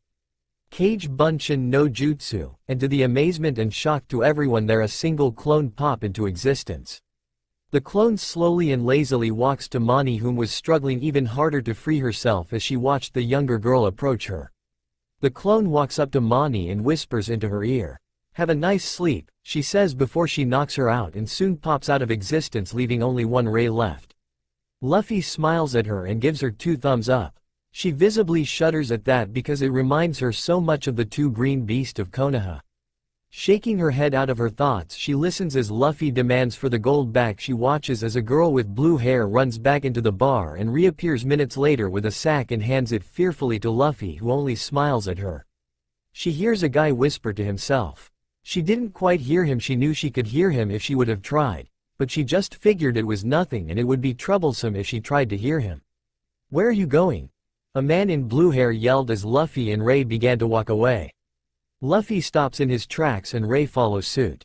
Luffy lifts a bloody fist in the air and looks back at the guy talking with his straw hat shadowing over his eyes. He suddenly loses that look and points his finger in the air as he gives them all a blank look. To the sky, he says as he walks off again with Ray following closely behind him. They soon vanish from sight and the 4 bounty papers fly to the feet of a man who watched the whole fight with a smirk on his face. He picks up the bounty papers and whistles when he sees the price over the kids' heads. He soon walks off with his 2 crewmates following him, but he accidentally bumps into the guy with blue hair. Hey, watch where you're going, the man shouted in anger. Not liking the tone of his voice, the man slams the man-face fist into the ground. No, you should watch where you're going. Now let go, boys, I found who our target are going to be, he said as he showed the bounty papers. The men smiled at the numbers and one of the men with a gun hoisted up on his shoulders. Roronoa Zoro 60 million belly, Monkey D Luffy 100 million belly, Nara Ray 110 million belly, and Uzumaki Naruto 125 million belly. Just what exactly did these kids do to get such high bounties? The man asked as he took a closer look at their faces. Don't know, Van Augur, but rumors say that they all got bounties all in Arabasta, a sickly-looking man on a sickly-looking horse said. Who care how they got their bounties, Doc Q? This is how we're going to get big, and all we have to do is defeat these 4 pirates, a man with purple hair and a mask covering his head said. Jesus, Burgess is right, we have to defeat them and our plan will be underway, the man with a black beard said as he smiled, a big goofy smile showing off a few of his missing teeth. "Now let's go, crew," he shouted, earning a few glances by a few pirates passing by them. "Right, Captain Blackbeard," they said in unison and marched off to the docks. With Naruto. "I wonder what's taking them so long," Naruto whined as he ate a cup of ramen. The remaining Straw Hat crew turned to him and gave him a glare as he sat there and sulked while eating his ramen while they worked on fixing their ship. "Where the hell did you get that from?" Usopp shouted as he angrily stomped over there to give Naruto a piece of his mind, but soon stopped as Naruto showed him a cup of ramen that he had sitting next to him already done. Usopp looked at it with his mouth watering and looked at Naruto with hopeful eyes because he was really hungry and he has been working all night on the ship so he could use a break. Naruto nodded his head a little hesitantly, and faster than he could see, Usopp appeared at his side quickly eating his ramen. Shaking his head a little, he begins to eat again and finishes his third ramen cup and went for his fourth only to find it gone. He looks at Usopp, who had already gone back to ship and continued working on it, so that ruled him out. He then hears some slurping and turns to his right to see Robin quietly eating his ramen while sitting on a stump taking a short break as well. He angrily walked over to her and was about to open his mouth to speak, but she beat him to it. "Thank you for the food, it was good," she said quietly and picked herself up and walked back to the ship to help repair it. He blinked once then twice and was about to say something else to her when he felt someone approaching him. He turned his head to see Nami glaring at him. He already had a suspicion on what she wanted and was about to tell her no, but once again before he could speak she beat him to it. "Listen and listen good. I may have only met you yesterday, but I thought long and hard about what you said about how you can possibly open up my chakra network. I want you to do it for me. I want to get stronger so I won't be useless to my crew, and so I won't have to rely on cheap tricks that will sooner or later get me or my crewmates killed. I know you said that this could possibly kill me, but I'm a pirate and I will always have my life on the line. I choose this path because it was the only way to fulfill my dream and help my captain reach his dream as well. He wants to be Pirate King, while I want to make a map of the whole world. It may not be the best dream, but it's mine and I will fulfill it one day. I know that on that road I will face dangerous people who will be a hell of a lot stronger than I am, and I just can't rely on my Klimatact. So I ask you once again to please open up my chakra network," she said as she bowed her head a little. She knew she overdid it a little, but she had to get stronger and this was the only way that she knew that could help her. She just hopes that she didn't go through that whole speech for no reason, because if she did she would be so pissed. She raises her head a little to see Naruto sighing a deep sigh, and she knew she had him. "Fine, I need you to lay down and take off your clothes." That is all he got to say before he felt a hard punch connect with his head, sending him down to the ground. "Damn pervert," Nami said as she kicked Naruto in his side while muttering about neutering all perverts, making him shiver, and Sanji, even though he didn't know why, but just shrugged it off. Naruto slowly got up only to meet up with the worst glare he had ever seen. This glare made Tsunade's, Sakura's, Ino's, and Temari's glare seem like child's play. "Wait, hold on Nami, I didn't mean it like that. It's all a part of the procedure and I need you to take off your clothes while I draw seals on your body. Oh, and you can leave your bra and panties on, okay?" Naruto explained as he got a slow nod from Nami. She slowly began to take off her clothes only to find everybody there looking at her with wide eyes. Not liking everyone's eyes on her, she turns and glares at them, making them all recoil a little. "What the hell are you all looking at?" she shouted as she walked off to another area with Naruto trailing behind her. Not wanting to miss his Robin follows them and appears in a wide open area. She sees Nami lying down on her stomach while Naruto drew symbols over her body. She watched silently and leaned against a tree as he continued to draw over her. "You know it wasn't nice of you to eat my ramen without permission," Naruto suddenly said, startling both Nami and Robin. Nami moved her eyes slightly to see Robin leaning against a tree with her arms crossed. Robin smirks a little and moved closer to the two. "Well, it wasn't nice of you to not offer some ramen," she countered as she watched him draw kanji on Nami's legs at an incredible speed. Naruto quickly went from Nami's left leg to her right, then moved up her back. Robin watched in silent awe as he moved quickly to her left arm and then to her right. Her entire backside was covered in kanji. He told Nami to flip over so he could do the front. "But wouldn't the writing smudge if I did that?" she asked, and Robin gave him a questioning look because she thought so as well. "No, it wouldn't, because I focus my chakra into the ink while I was writing it on your skin," he said flatly, earning nods from both Robin and Nami. Nami did as she was told and flipped herself over but gave Naruto a warning. "If you try anything funny I'll rip your hands off," she told him while lying down as she saw the look of fear etched into his face. Robin watched with an amused expression as Naruto sweated bullets and muttered, "Scary women," under his breath. He soon returned to work and wrote kanji all over Nami's body. He began on her left leg, then down to her right one and up to her stomach. He paused for a second as he heard Nami giggle a little when he went over stomach. He then went over her chest as fast as possible because he didn't want to face her wrath for touching her breast. If he would have been looking at Nami or Robin, he would have seen Nami blushing a deep red and Robin blushing a light red as he went over Nami's breast.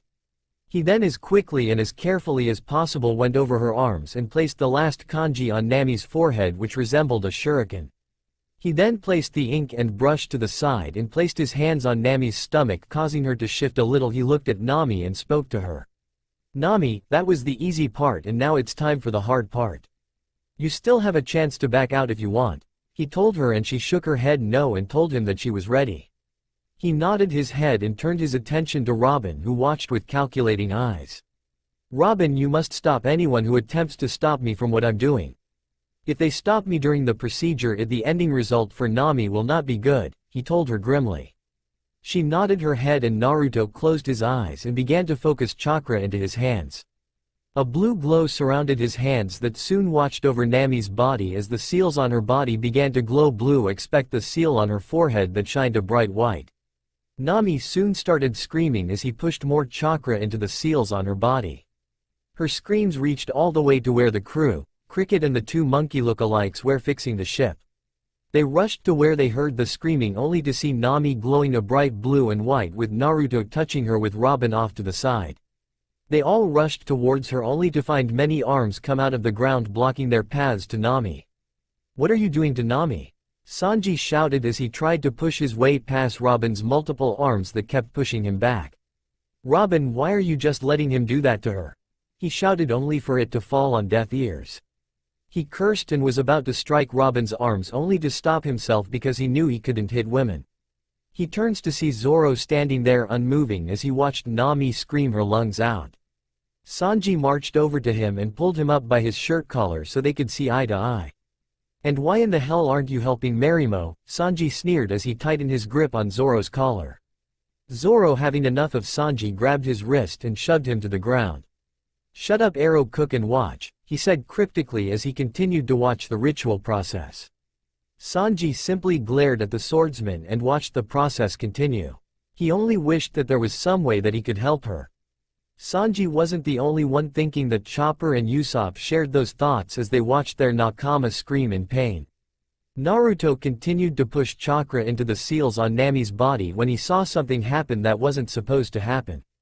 Black chakra began to leak from his hands and onto Nami, making her scream even louder as the chakra pushed itself across her body.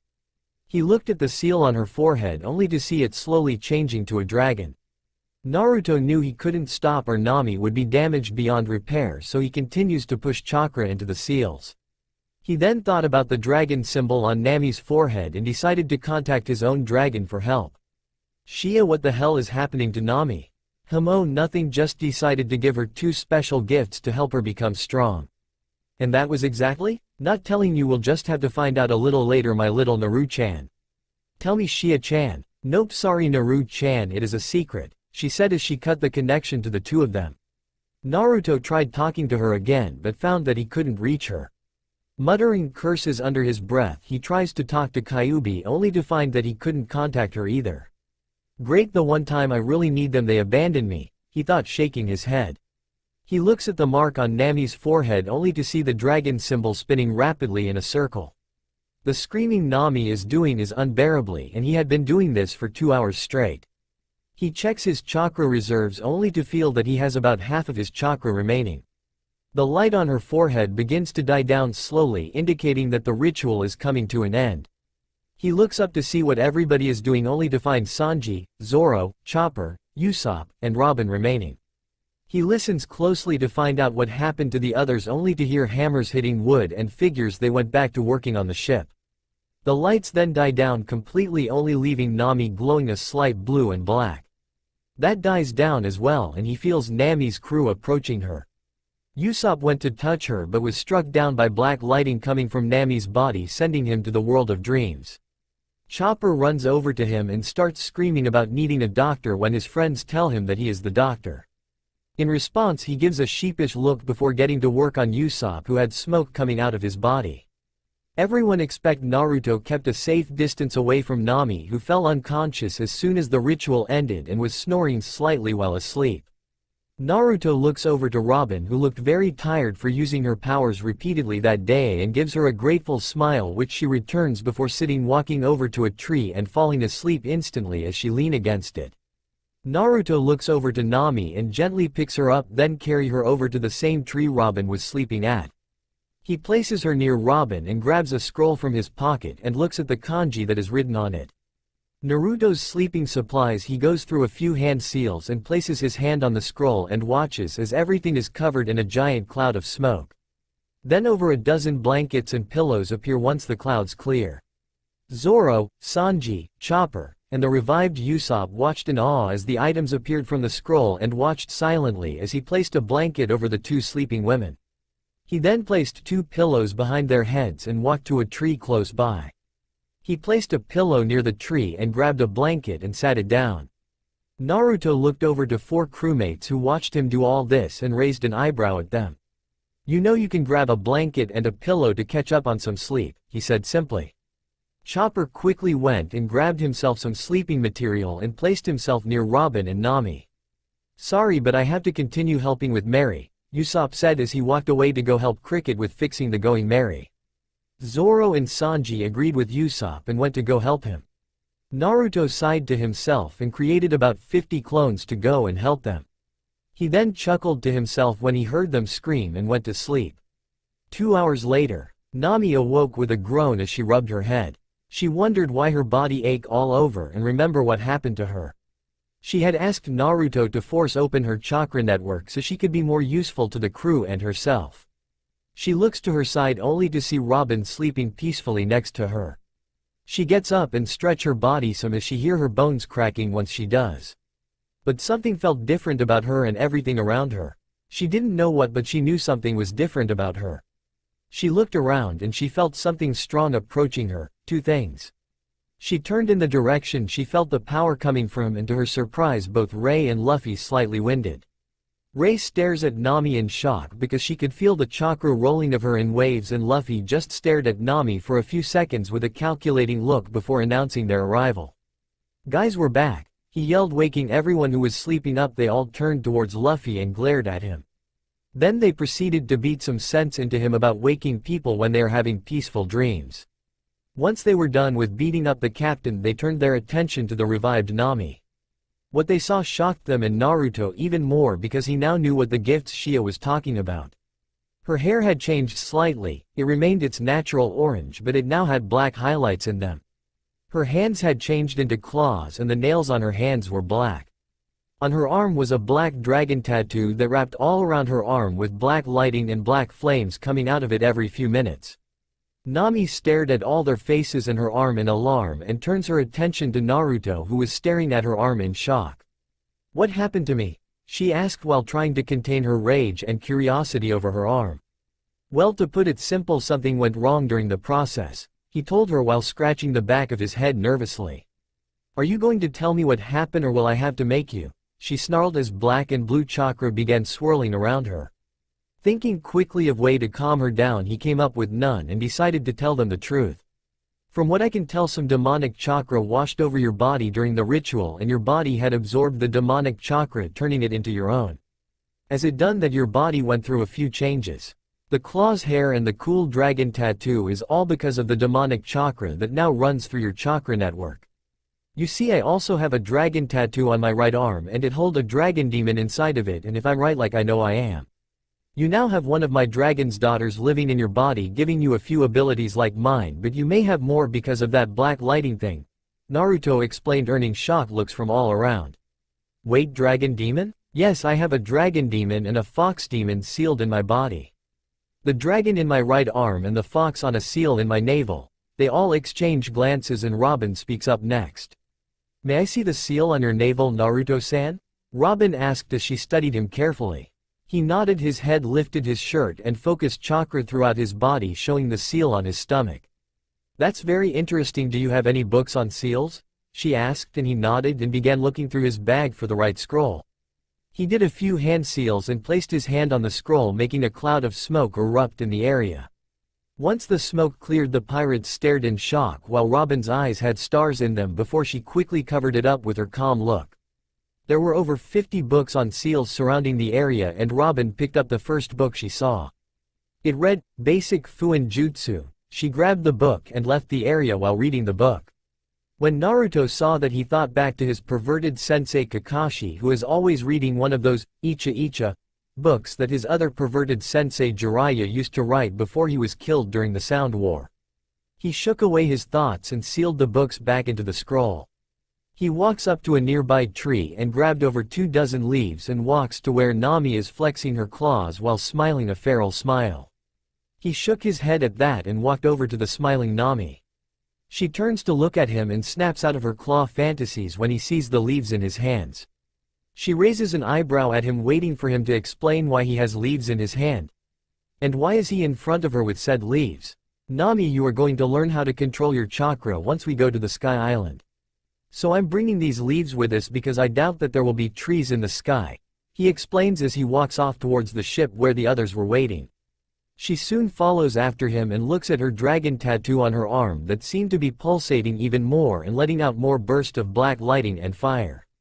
She runs towards the ship to see everybody on board, and not really thinking about her actions and letting her instincts take over, she easily jumps on the ship. Her crew stare at her with wide eyes because they never seen her do something like that before, and by the look on Nami's face, even she couldn't believe what she just easily did. Shaking her head, she walks over to Naruto and he looks at her before turning his gaze to her arm that seemed to be pulsating even more than before. Naruto tells Nami to follow him as he walks to where Chopper was talking with Usopp. "Chopper, do you have any bandages I can use?" Bandages? "Yes, I have some. Wait for a few seconds," he said, and he went into a room and exited a minute later with a roll of bandages. He then handed them to Naruto, who gratefully thanked him and had Nami hold out her right arm. She did, and he began to wrap it around her arm. Once he did that, he unsealed some ink and a brush, then started writing kanji all over the bandages. As he finished, he placed 2 fingers on her arm and focused some chakra into his fingers, and the kanji began to glow gold before disappearing from view. Nami moved her arm around and felt no power being released from her arm any longer, but knew it was only being contained and she would be able to access it when needed. She thanked Naruto and went to lie down as she felt the ship take off. She smiled as she heard her captain yelling goodbye to Cricket. He always was an emotional person, she thought before she fell asleep. With Luffy. Luffy was on a mission. After he said his goodbye to the Diamond Head Osan, he went to look for Naruto and Ray to ask them to join his crew. He would have asked them to join earlier, but he had to first deal with Bellamy. Then Naruto did something with Nami. He thinks they said something about opening her chakra network, but he didn't care as long as she was alright. He soon found Naruto and Ray with Zoro. Naruto was sitting on the reel looking out at sea with a big smile on his face, showing how excited he was about traveling again. This was something Luffy and Naruto had in common, a thrill for adventure. Turning to his right, he sees Ray watching the clouds with a content smile spread across her face. Luffy doesn't really understand why she does that when she could be watching the sea, but figures that's just how she relaxes. Turning his head once again, he watches as Zoro sleeps peacefully as he sits against the rail of the ship snoring very loudly. He can't but help but sigh. Even though he hasn't known Ray for long, he could say that she's lazy, and Zoro matches her in that aspect very easily. They're both good fighters when they need to be, but overall lazy, but he wouldn't voice his opinion, for now anyway. But he had a mission and now he was going to complete it. He walks over to Naruto and taps his shoulder. Naruto turns to him and raises his eyebrow at him. "Yes, Luffy, what is it?" "I want both you and Ray to join my crew," he said simply, and waited for a response. This is what he waited for ever since he first laid eyes on both him and Ray at the bar on Jaya. Yes, all he had to say was yes, and he could have Sanji cook him some food or his personal favorite meat. He watches as Naruto stare at him for a few minutes, trying to make everything seem more dramatic.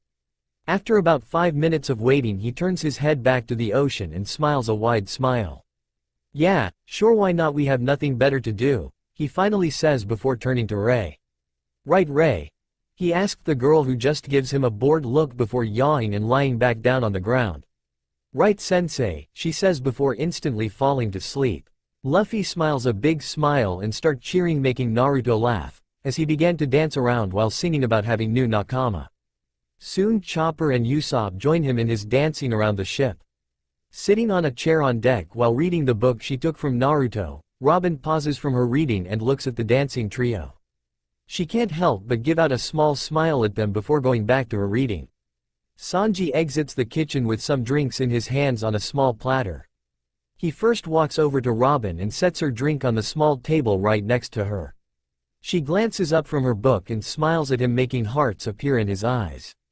He then walks over to the sleeping Nami and places her drink right next to her, and walks over to Ray, who is also sleeping peacefully, and places her drink right next to her. He hears her mumble a thank you, but not sure if she was awake or not, but said "you're welcome" in response before walking over to the guys and placing the remaining drinks on the ground. He didn't bother putting near them because they aren't women and they could grab their own drinks if they would like some. He walks back into the kitchen and began cooking because he knew sooner or later his captain would be asking him to make food, more specifically meat, to go with his drink. "Sanji, meat," Luffy shouted, and Sanji smirked in response because he knew his captain far too well. With Naruto sat peacefully on the rail looking out at sea. He smiled as he saw how endless it looked and turned to look at his side where the monkeys' ships were at. They were escorting them to the knock-up stream, and according to what he could hear from their ship, they were almost there. 5 minutes later the sky turned dark and day somehow turned to night instantly. Confused by this strange occurrence, Naruto turned to Nami, whom just exited her room. "Nami, why did it suddenly get dark when it's still midday?" She looked up at the sky to see a large cloud covering the whole area and smiled. "We must be at the knock-up stream now because this happened to us once before." "Right, so we're at that weird stream, got it," Naruto said with a wave of his hand. He and Nami both heard the monkeys say something about them being in position and they would be a little ways away from them. Naruto unsealed his fan from a scroll and strapped it to his back, while Nami just watched as he strapped the giant fan to his back. She was about to speak to him when the arrival of an unexpected guest showed up. Monkey D. Luffy, Roronoa Zoro, Nara Ray, and Uzumaki Naruto, Blackbeard shouted from his raft. With his crew watching so their captain doesn't do anything stupid, the 4 pirates on the Straw Hat ship walked to the railing to see who was calling them, while the rest of the crew watched on from the side. Ray had a bored look on her face, but those who were experienced in fighting could tell that she was on her guard even if their distance was so far apart. Naruto just watched but knew he could draw his battle fan if a battle were to start. Luffy was just relaxed and had a look of curiosity on his face. Zoro's face was just one word: serious, and had his hand rested on the hilt of his sword. "What do you want? We're about to go to the sky," Luffy shouted from the modified Mary. "We want the bounties on your heads," Blackbeard shouted back. "What do you want with 30 million? Nami shouted from her spot on the ship. Blackbeard and his crew gave her a confused look before pulling out the 4 bounty posters. "I guess you haven't seen your captain's and crewmates' new bounties, Missy." Blackbeard showed them the posters, but none of them could see it, so he told them the bounty price over their heads. "Roronoa Zoro, you have a 60 million bounty." Zoro smirks. "Straw Hat Luffy, a 100 million bounty." Luffy cheers and smiles at his crew. "Nara Ray, a 110 million bounty." Ray and the rest of the crew expect Luffy, who cheers for her, goes wide-eyed. "And Uzumaki Naruto, a 125 million bounty." Everybody turns to Naruto, who scratches the back of his head while Luffy cheers some more before realizing Naruto and Ray has a higher bounty than him and sulks quietly. "The crew and I are here to take you bounties to the Marines," Blackbeard finished. Usopp pulls out a telescope from his hand pouch and see that Blackbeard was telling the truth about the prices on the 4 pirates' head. "He's telling the truth," Usopp said quietly while Sanji snatched the telescope from his hand to see if he had a bounty as well, but didn't and went to go sulk into a corner. Nami, Robin, and Chopper turned their attention to Naruto and Ray. "If you don't mind me asking, how did you acquire such high bounties for yourselves?" Robin asked while putting her book in her back pocket. "Yeah, what did you do?" Chopper asked with a big smile on his face with stars in his eyes making Naruto and Rei look at him funny. So what's the story? Nami asked with her arms crossed over her chest. Ah, have you heard of Arabasta? Rei asked while never turning her attention back to Blackbeard and his crew. We have. Luffy beat Crocodile there, Chopper said quietly. Naruto looks confused at the name before realization dawns on him. Oh, that sand guy the first beat him too, Naruto said with a snap of his fingers. Luffy, who just got done sulking and returned to his normal cheery self, stares at Naruto for a brief second trying to absorb the information before going slack jaw like the rest of the crew except Robin, whose eyes widened slightly. You fought Crocodile, but I already beat him, Luffy said with a confused look. I'm not saying you didn't. You see, I think he was locked away in a ship before I accidentally set him free, Naruto said sheepishly. How did you do that? Usopp said, joining the conversation. I don't know, it was a long time ago, but I do remember being surrounded by over 600 Marines and some weird smoke guy, he said while scratching his chin thoughtfully. You ran into Smoker? Nami shouted, making Naruto winced, but said nothing about how loud her voice is because if she was anything like Sakura it wouldn't end well for him. And beat him too. The others stared at him with wide eyes except Robin, whose eyes were still only slightly wide. They almost always ran into Smoker and never managed to win in any of their confrontations. Instead of them beating him, he always almost beat them. That's why they always ran when he came around, because they had no way of fighting him. Every time they tried to fight him he just turns into smoke, so their strikes go right through him. So how did Naruto beat him? These were the thoughts that were running through the Straw Hat crew's mind. How did you win? Luffy asked, for once not sounding overly cheerful. Naruto said nothing and just pointed to his fan on his back. They were about to ask more questions when the ocean started shaking.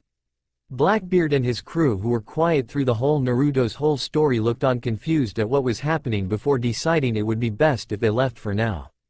The monkeys shouted at the Straw Hats and told them the knock-up stream was starting. They also told them that they would meet again one day, so they better take care of themselves. The crew waved goodbye, and not too soon after the knock-up stream launched. Nami started barking out orders, taking charge of the ship while holding tightly onto the rail so she wouldn't get blasted off by the force of the stream. The crew did what they were told and they sailed safely up into the clouds, disappearing from sight. Blackbeard and his crew watched silently on their broken raft as the Straw Hats vanished into the clouds. Well, Marshal, what do we do now? Doc Q asked as he looked over to his captain. We wait for them to come back down, and when they do we'll capture them, Blackbeard said with a big smile on his face. Well, until then let's go back and fix our raft, then we can travel around, he told his crew and left the scene. With Straw Hat crew. Amazing, was all Luffy could say as he stared at all the white clouds around him with a smile on his face. The crew all watched in silent awe before Luffy broke the silence with a loud yell. Next stop, Sky Island. Let's not do that again, Rei said as she let go of the railing of the ship. She had enough of the White Sea the moment they were attacked by the tribal man. She rubbed her jaw remembering what happened to her. 10 minutes after arriving on the White Sea, the Straw Hat crew was attacked by a tribal man carrying a bazooka. He had quickly dispatched of Luffy, Sanji, and Zoro. Then, to the surprise to both Naruto and Rei, the same happened to them. Before the man could finish them off, the crew was saved by an old man wearing a knight's armor while flying on a pink bird wielding a lance. The man quickly saved the crew from the deranged tribal man. The old man introduced himself as the Sky Knight and told them to call him whenever they needed help by blowing a whistle he had given them. He also told them that he will only come to their aid once and only once. After wandering sailing around for a while, they found the entrance to Skypia. At the entrance they saw an old lady asking for some money. When they asked how much, she told them a high amount of money, but also told them that they didn't have to pay. Nami had made a sigh of relief and they sailed on, unaware that the lady had taken pictures of each of their faces except for Rei because she was lying down staring into the sky. However, she soon got to her feet when she felt the ship moving incredibly fast, while making twists and turns which made her grab onto the ship's rail. She could have used chakra to stay put where she was at, but she was still a little groggy to think about using her it. After the whole roller coaster experience, they finally came to a stop a little way from an island. This is where we find the crew at now, staring at the island with a little suspicion, or in Luffy's and Naruto's case, glee. Naruto jumped off the ship and landed on the cloud which felt like water. He tested the cloud and shrugged his shoulders while walking towards the island without a care in the world.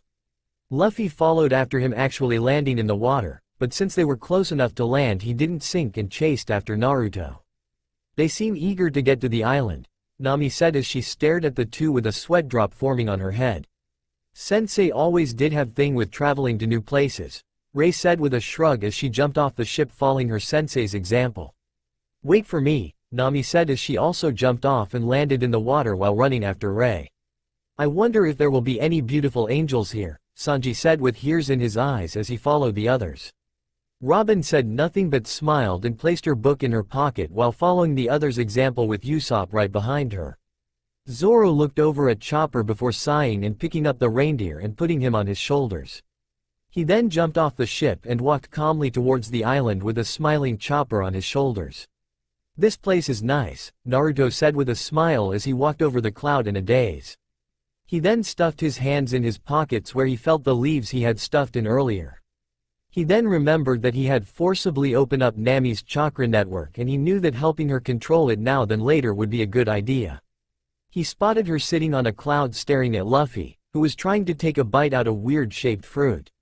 He then looked around and noticed that there was only that one tree there. He sighs and figured that he should just have her do the water walking exercise first. Nami, we're going to start your chakra control exercises now, he said as he approached the navigator. She turns towards him and a smile etches upon her face quickly. So what am I going to learn first? She asked as she stood up and faced her temporary sensei. Water walking, or in this case sea cloud walking, Naruto said as he released his fan from his back and placed it in front of him to lean on slightly. She nodded her head and walked to the sea cloud, but before she could go any further Naruto called out to her. Before we begin, I'm going to show you the hand seals required to focus chakra and use jutsu, Naruto explained. Alright, fine, hurry and show me so I can start walking on water, she said with a frown.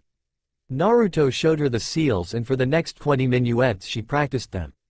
Okay, now put your hand in the seal of the ram and try to summon your chakra, Naruto said as he backed away from her. Naruto knew she had a lot of chakra, he just needed her to summon it and then they could begin training. He watched as Nami closed her eyes and put her hands in the ram seal. What's Nami doing, Naruto? Chopper asked as he walked up to Naruto and watched as Nami tried to summon her chakra. Nami's is trying to summon her chakra. Once she does we can begin her training, he said as he looked over to Rei, who was sleeping on a soft cloud. Robin walked over a few minutes later with the Basic Fuin Jutsu book in her hand. Naruto-san, this book is fascinating. May I have the second book? I'm just about finished with this one, she said, eyeing Nami with interest. Naruto was about to reply when he felt a pulse of power coming from Nami. Robin felt it also and her eyes widened slightly. Luffy, Sanji, Usopp and Zoro all quickly ran over because they too felt the pulse of power. Rei quickly woke up from her nap, once she felt Nami's chakra levels spike and quickly walked over to her sensei and watched as blue, black and white chakras swirled around Nami's form. Naruto watched on with his eyes widening in surprise. He couldn't believe that Nami was putting out that much chakra. Her chakra is now bordering high Chunin and low Junin now. She shouldn't have this much chakra. No, now she's bordering mid Junin and high Junin level chakra. Alright, her chakra finally stopped rising, but how does she possess so much chakra? Naruto thought as he watched the blue, black, and white chakras swirl around Nami chaotically. Wait, white chakra? Chakra is normally blue and Demon's chakra is normally red or yellow in Gaara's case. So why does she have white chakra? It could be anything, Naruto-kun. But I feel a great power within that girl, Kyuubi said from within her cage. Do you either of you know what it is? I know it has nothing to do with the gift I gave her, Shia said, watching with a slight smile as she watched Nami's chakra. What gifts did you give her, Shia? I told you before, Naruto-kun. It's a secret. Stop playing games, Shia, and tell him, Mia snarled from her cage. Nope, he'll just have to find out when the girl awakens it, Shia said in a sing-a-song voice before cutting her connection with Naruto and Kyuubi. I'll beat the answers out of her, Mia said with a sadistic laugh before also cutting her connection. Naruto shook his head and told Nami to stop summoning her chakra. Unknown to the Straw Hat crew, two people felt the power coming off of Nami. One was a girl around the age of 13. She had red hair with matching red eyes. She wore a brown shirt with black shorts and matching black shoes. The odd thing about her was the pair of small angel wings on her back. She wore a red shirt with white shorts and a pair of white sandals on. She felt the power coming from Nami, and to put in frankly, it frightens her. The power she felt coming from her could even rival that of Enel's, but her power was uncontrolled, the teen could tell. She would most likely be useless in a fight, if she couldn't control it, but the girl herself wasn't any better in fighting. Sure, she was from a tribe of warriors, but she never really fought. She would love to and show them that she could be strong as well, but she only carried a burn blade, but she had never really used it before. She absently wondered what she was going to do with her life. She wanted to become a strong warrior like Lackey or Wiper, even though she is sort of afraid of him. She let the Verth fall through her hand as he picked some up from her small carrying bag. But that power was unbelievable. I never felt anything like it before. I better go and tell Wiper, I so don't want to deal with him right now. She sighed in frustration as she ran off to tell Wiper about the power she felt a few minutes ago. The other was a man who sat lazily on a red couch while eating an apple high above Skypia and upper yard. The man was Enel, the current god of Skypia. He too felt the power coming off the girl but thought nothing of it. Enel knew that with his power he could easily destroy the girl and all of her little friends. Yes, he admits that what he felt was powerful, but it was nowhere compared to his own power. Then a thought, a sudden though, hit him. Maybe I can have her join me. I can always use a wife when I become the ruler over Fairy Verth, he thought with a slight smile as he took another bite out of his apple. Cloudy Beach. Alright Nami, that was great. Now I want you to put your hands in the ram seal again and focus your chakra to your feet and attempt to walk on the cloud water stuff. Just know that if you put too little chakra into your feet, you'll fall in. Too much and you will go sailing into the sky, he said as he watched Nami try to walk on the water, but fell in immediately after putting her first foot on it. Lucky for her, she was still on the shallow end of the water and hasn't reached the deep end yet, so only her legs got wet. She tried it again and manages to stay on top of the water for 20 seconds before falling in again. The crew watched as Nami attempted her third attempt to walk on water and managed to stay on top of the water without her feet wavering a bit, but when she took her few steps out further into the water she fell in. She continued to do this for the next 20 minutes, and that's when they heard someone playing music making Nami fall into the water again. They all turned to where they heard the music playing from and saw a girl who looked around their age playing a harp. She had long blonde hair and she had her hair done up in a strange fashion. She wore a pink dress with black designs on it with small angel wings on her back. She also had a gray fox standing next to her side. She had introduced herself as Conus and welcomed them to Skypia. She also told them many things about the place, including her cloud fox, Shu. She explained them all about the area and various other things, and when Nami told them about the strange machine she and the crew had found, she told them it was a waver. Conus explained that wavers moved by the power of a breath dial, but Nami's was powered by a jet dial. Since hers was broken, she offered to have her father fix it back at the house and she only had to bring it up. However, since she had already had her own waver down with her, Luffy attempted to ride it only to lose balance and fall into the water a second later, almost drowning, and was lucky to be rescued by Zoro, who was just attempting to leave him to drown due to his stupidity. After he was rescued, Nami tried it next and the crew was surprised when she was riding it expertly, and Conus told them that the waver was hard to control and it took years to master it and that she was impressed with Nami's talent. Nami told them that she was going to ride around for a while longer and would meet up with them later. Soon after that they all reached Conus's house and met her father Pagaya, and he agreed to fix the waver for them to use back down on the Blue Sea. They talked for a while and mentioned that they didn't pay the fee to get into Skypia, and saw that both Pagaya and Conus stiffened slightly before talking again like nothing had happened. Naruto and Zoro had narrowed their eyes in suspicion along with Robin, but had said nothing about it. They mostly talked about the different dials that they had and how they were used. All the talk about the dials greatly interested Naruto, Sanji, and Usopp a great deal, and was planning on getting some before they left Skypia.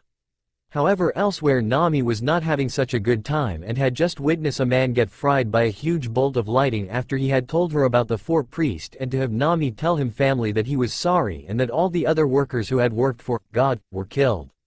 Nami left Upper Yard in a hurry to tell her crew that they had to leave before they evoked God's wrath. She arrived a little while later to see Rei laying on some clouds staring up at the sky with a content look on her face. She told her what she had saw and heard from a tone dial about not paying the fee, and when they set foot on Upper Yard they were killed by the four priests. Rei was intrigued by this and led Nami up to Konas's house. Once they reached the house, Nami told everyone what had happened back by Upper Yard and told them that they should leave right away. Usopp, Luffy, Sanji and Naruto immediately protested that idea, but with a quick beating they changed their minds in an instant. Nami, Rei, Zoro, Chopper and Robin all headed back to the ship. While Sanji prepared a pirate bento for Luffy, Naruto, Rei, Nami, and Robin and asked Pagaya for some recipes and a few heat and flame dials for him to use for when they went back down to the Blue Sea. Pagaya agreed and he gave him a few dials and a few breath dials as well from him to use just in case anything happened to his kitchen or he had to cook while away from Mary.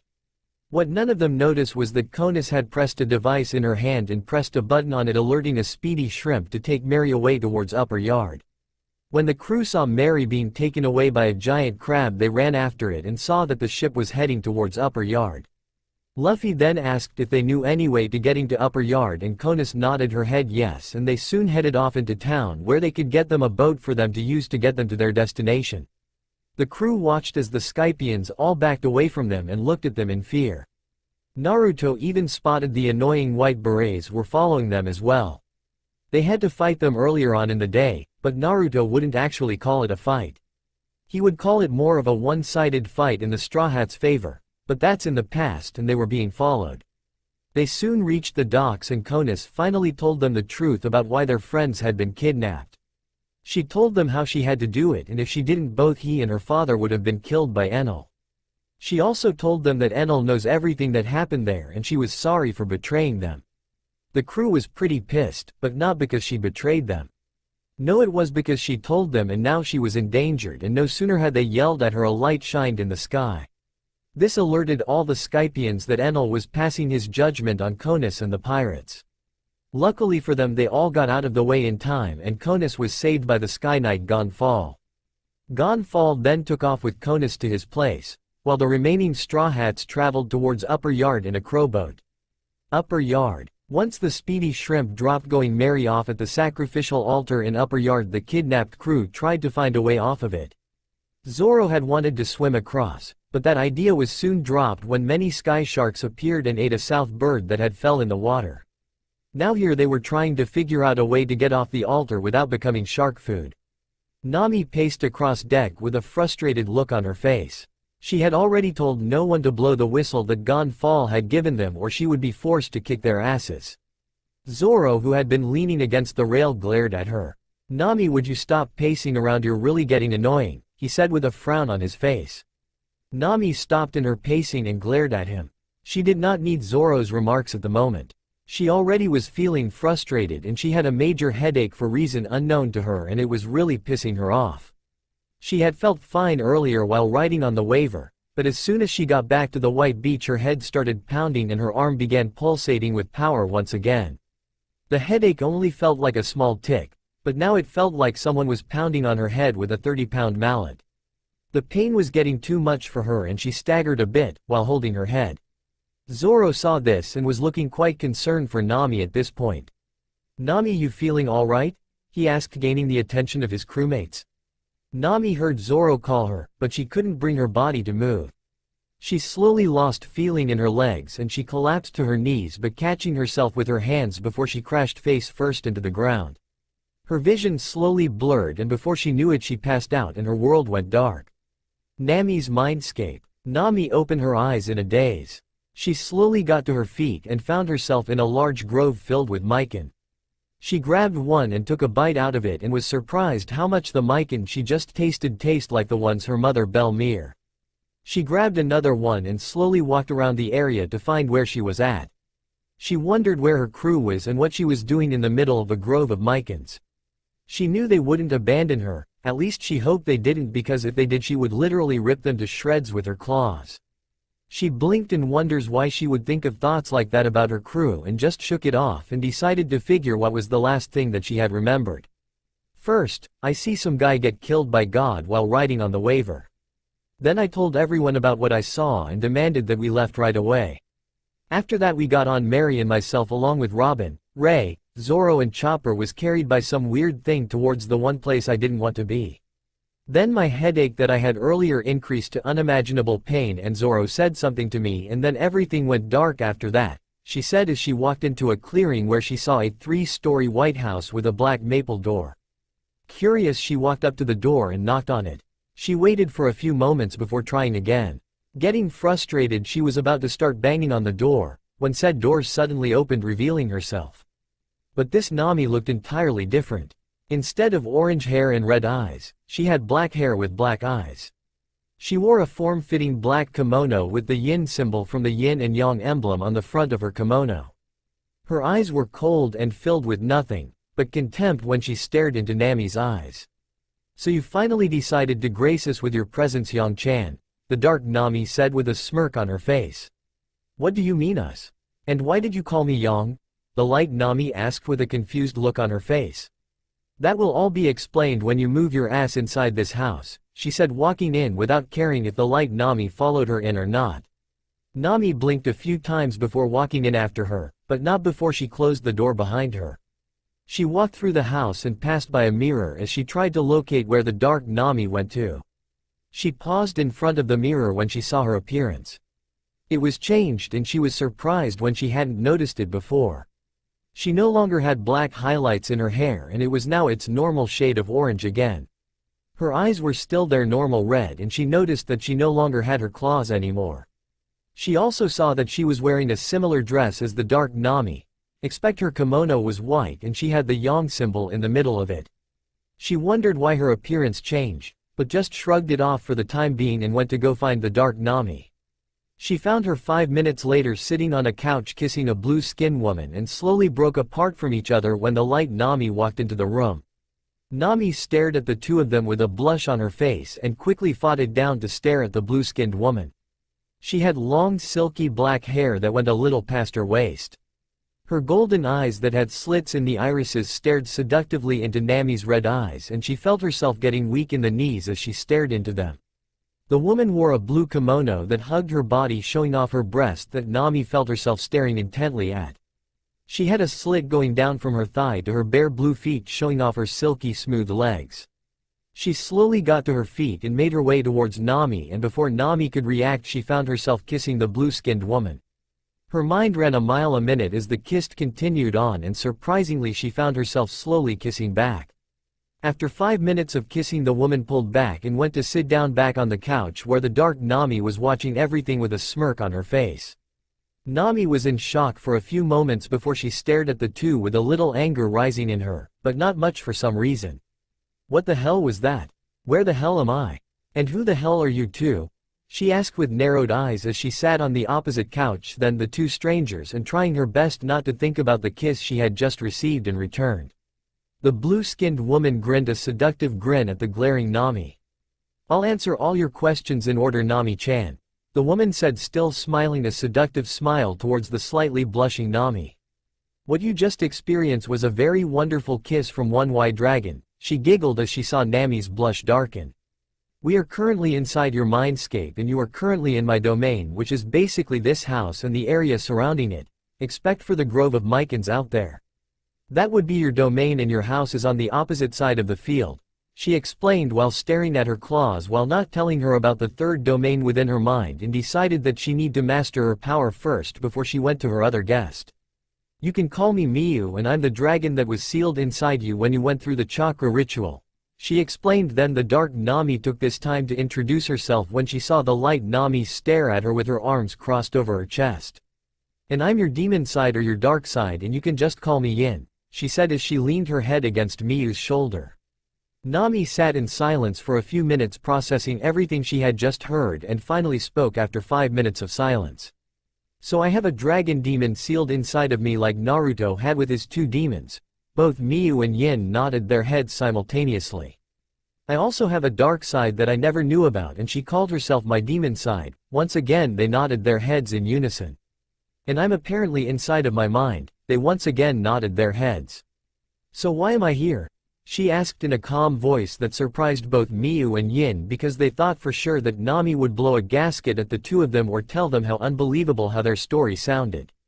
They just shook their heads at that, and Miyu decided to explain the situation. I brought you here to explain the why you passed out and why Yang is here, okay?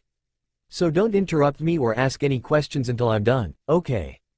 Miyu said as she fixed Nami with a stern glare. Nami nodded her head wordlessly and waited for the dragon to start explaining. As you may have noticed, your body had gone through some changes. Like you growing yourself a set of claws and hair changing slightly. There is a reason for that, and it's because you had gained the traits between this girl and I. That was not supposed to happen, and ever since I entered your body I've been recreating it with the help of Yin here. Yin is actually your demon half and your dark half. You see, when my mother transferred me into your body, she gave you a few things your body couldn't handle. She gave you the power over the darkness and mortal flame with the power over dark lightning. But that wasn't all she gave you. She also gave you the Jagan, the predecessor of the darkness I Naruto possesses. Why she gave you this I have no idea, but I don't know that your body couldn't handle all that power and I had to alter it so it could. I will have to turn you into a demon. Well, a Hanyo, but a demon nonetheless to handle the power you were given. In time you will become a full-fledged demon, but for now you will become a Hanyo. But before the process could go underway I had to shut down your body and reset it, and this is how Yin was born. She is all of your negative, well, almost all of your negative emotions and your demon half. You are currently the Yang and human half, and you both must become one once again so you can handle all the power your body holds. Now do you have any questions? She asked, now having finished her explanation. What are the Jagan and darkness eye you spoke of? The Jagan is a demonic eye and is very dangerous and powerful.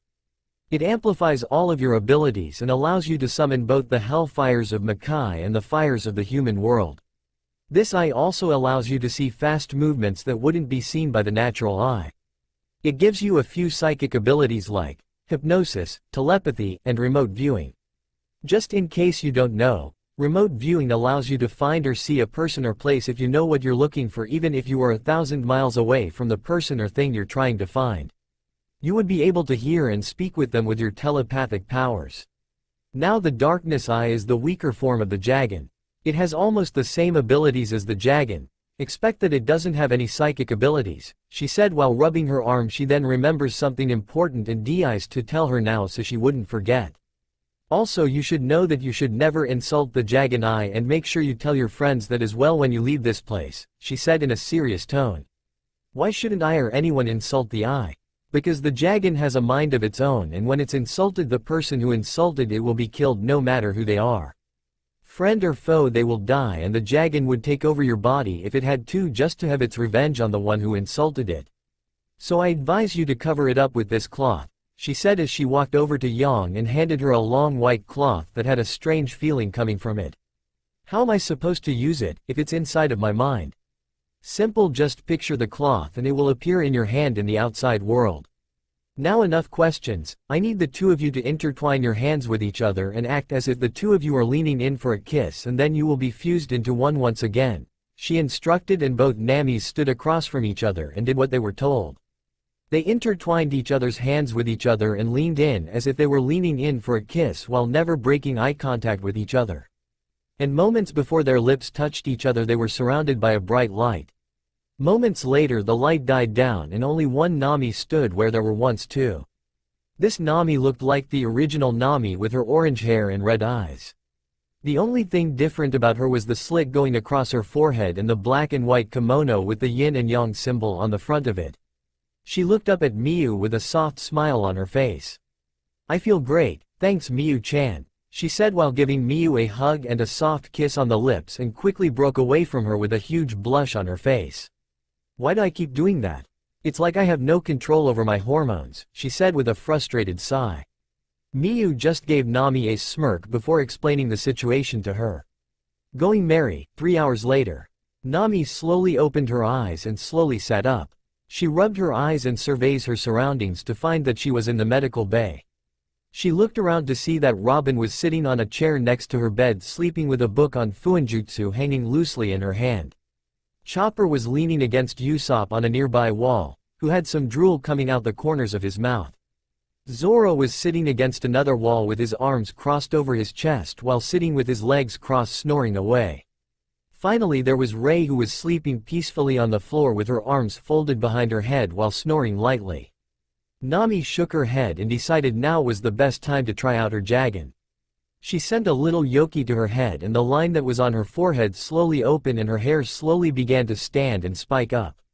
When the eye fully opened, it revealed a blue eye that had a slit in it.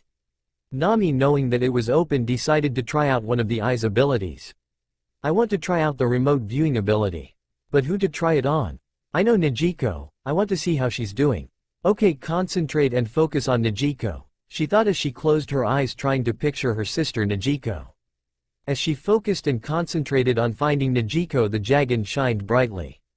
After 10 minutes of concentrating, she found Nijiko tending to the mycons by Belle Mare's house. She saw her sweating and tending to the grove of mycons. Wanting to speak to her, she tried out her telepathic power. Nijiko, can you hear me? She said through her mind, making Nijiko to stop working and to look around with a confused look on her face. Yes, Nijiko, it's me, Nami. This made Nijiko drop her hoe and started talking to herself. Kokoyashi village. Nami, where the hell are you? Nijiko said as she looked around before slapping her head in frustration. I must be going crazy, I think Nami is actually talking to me. It must be this damn heat, she said as she rubbed some sweat off of her forehead. You're not going crazy, Nijiko. Well, not yet anyway, Nami said with a laugh, making Nijiko glare at nothing in particular. Okay, where the hell are you, Nami, or whoever is saying this? Stop joking around so I can work. Geez, Nijiko, don't blow a gasket, and if you really want to know where I'm at. I'm in the Grand Line with my crew, and to how I'm talking to you like this. Let's just say I gain a special ability and it allows me to see and speak with anyone I want. Oh, and you better talk to me through your mind so people won't think you're a complete nut, Nami said, laughing softly. Nami, it really is you. No one else knows how to piss me off like you do. So where in the Grand Line are you? Upper Yard, going merry. You won't believe it, but I'm up on an island in the sky called Skypia. You're right, I don't believe you. Fine, just let me send you the memories on how we got here then. Nami then thought about how the crew got to Skypia through the knock-up stream and showed Nijiko the memory, leaving her in shock. Believe me now, she said smugly. Yeah, I believe you, so tell me, who are those new people who joined the crew with you? The reindeer is Tony Chopper, and we recruited him on Drum Island. The woman with the raven hair is Nico Robin, and we picked her up in Arabasta. And the last two are Naru Rei and Uzumaki Naruto, and we got them during our time in Jaya, while trying to find information on Skypia. You mean Rei the Shadow Phoenix and Naruto of the Darkness Flame. And you also mean to tell me that Nico Robin joined the crew with you guys. I must say that your crew will be one of the best on the sea. Nijiko, thanks for the compliment, but I have to go, the others are waking up and I don't want them to see my eye and start freaking out. What eye? I'll tell you later, Nijiko, and I'll contact you again when I get the chance. Alright Nami, take care of yourself and make sure you contact me soon. I will, and you take care of yourself as well, Nijiko, Nami said as she cut the connection between the two of them and slowly opened her eyes as her Jagan closed and her hair fell back down over her face. She then remembered Miyu telling her about covering it up and focuses on the white cloth she had given her back in her mindscape. A few seconds after concentrating, the cloth appeared in her hand in a black flame. She gets out of the bed and walks over to the mirror and wraps the cloth around her forehead like a bandana covering up her eye. She smiles, thinks about how powerful she had become, and now knew that she would be able to take care of herself and wouldn't have to run or rely on too many tricks on battle anymore. Once she finished observing herself in the mirror, she was surprised when Zoro spoke. Nami, what was with that third eye I saw? He said as everyone else awakens as well. Rei had been awake the moment Nami started using the Jagan. Robin woke up a minute after Nami did and had observed her silently while keeping her eyes slightly open. Chopper and Usopp had no idea what Zoro was talking about and listened in. She explained everything that happened in her mindscape and about gaining the Jagan, but leaving out the thing about her becoming a Hanyo because she didn't know how the crew would react and decided to tell them only if she was forced to transform and was forced to use her Yoki again. So you have some weird E. Quicker than the eye could see, Rei appeared behind Usopp and covered his mouth with her hand before he could finish his sentence. She looked nervously over at Nami and saw a strained look on her face. Baka, didn't she just say not to insult the Jagan? Ray said, berating Usopp for his stupidity or carelessness. No one really knew. Zoro, having enough of being inside of the room, decided now was the time to leave. He walked out of the room now wearing a blue tank top with some black pants and some green goggles on his head with a brown traveling bag on his back. Nami exited another room wearing a yellow shirt over a blue and white bikini top with some black pants with yellow rings on it, with her open-toe shoes, and she also had a red bag on her back. Robin walked out wearing a yellow spaghetti strap shirt with white lining on it with a white cowboy hat on her head that had yellow stripe lining on it. Some purple capri pants with an orange-white belt and with a pair of purple heels. Ray came out wearing a white spaghetti strap shirt with the Nara family symbol on the back in black and a black phoenix on the front. Like Robin, she wore herself some capri pants, but hers were in black, and she had on her black shinobi sandals, and she had a black bag on her back. Chopper came out wearing pretty much the same thing, except now he had a blue bag on his back. Zoro walked to where he found the vine earlier in the day and cut it while grabbing it before it fell to where land was located at. "Chopper, this is what we are going to use to get across the water," he said, and not waiting for any response took a running start and jumped off Mary while yelling at George of the Jungle Cry. The others who saw this sweat dropped. Well, except for Robin, who settled with an amused look. "What was that?" Nami shouted with her arms crossed over her chest. "A call of bravery?" she questioned just as Robin went sailing over the skyshark-infested pond with ease. "Robin is so cool," Chopper said with a star-struck smile on his face. "She makes it look easy," Nami said in a frightened tone.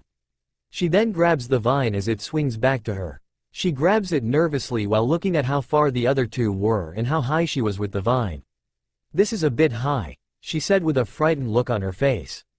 "It's about 50 meters. If you don't make it, you'll die," Robin said with a smile on her face which infuriated Nami.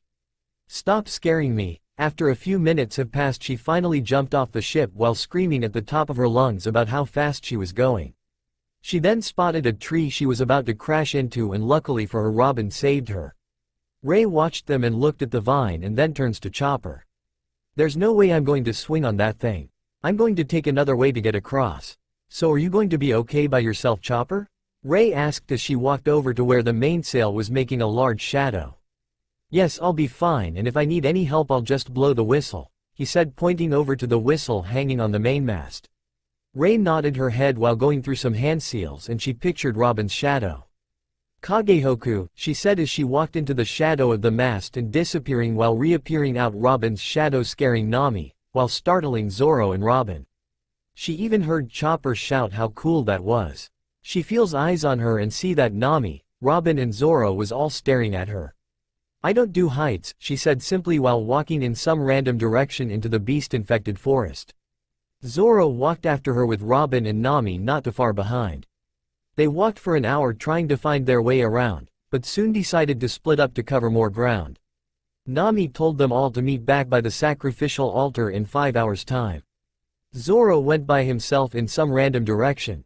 Robin walked off to where she spotted a giant beanstalk.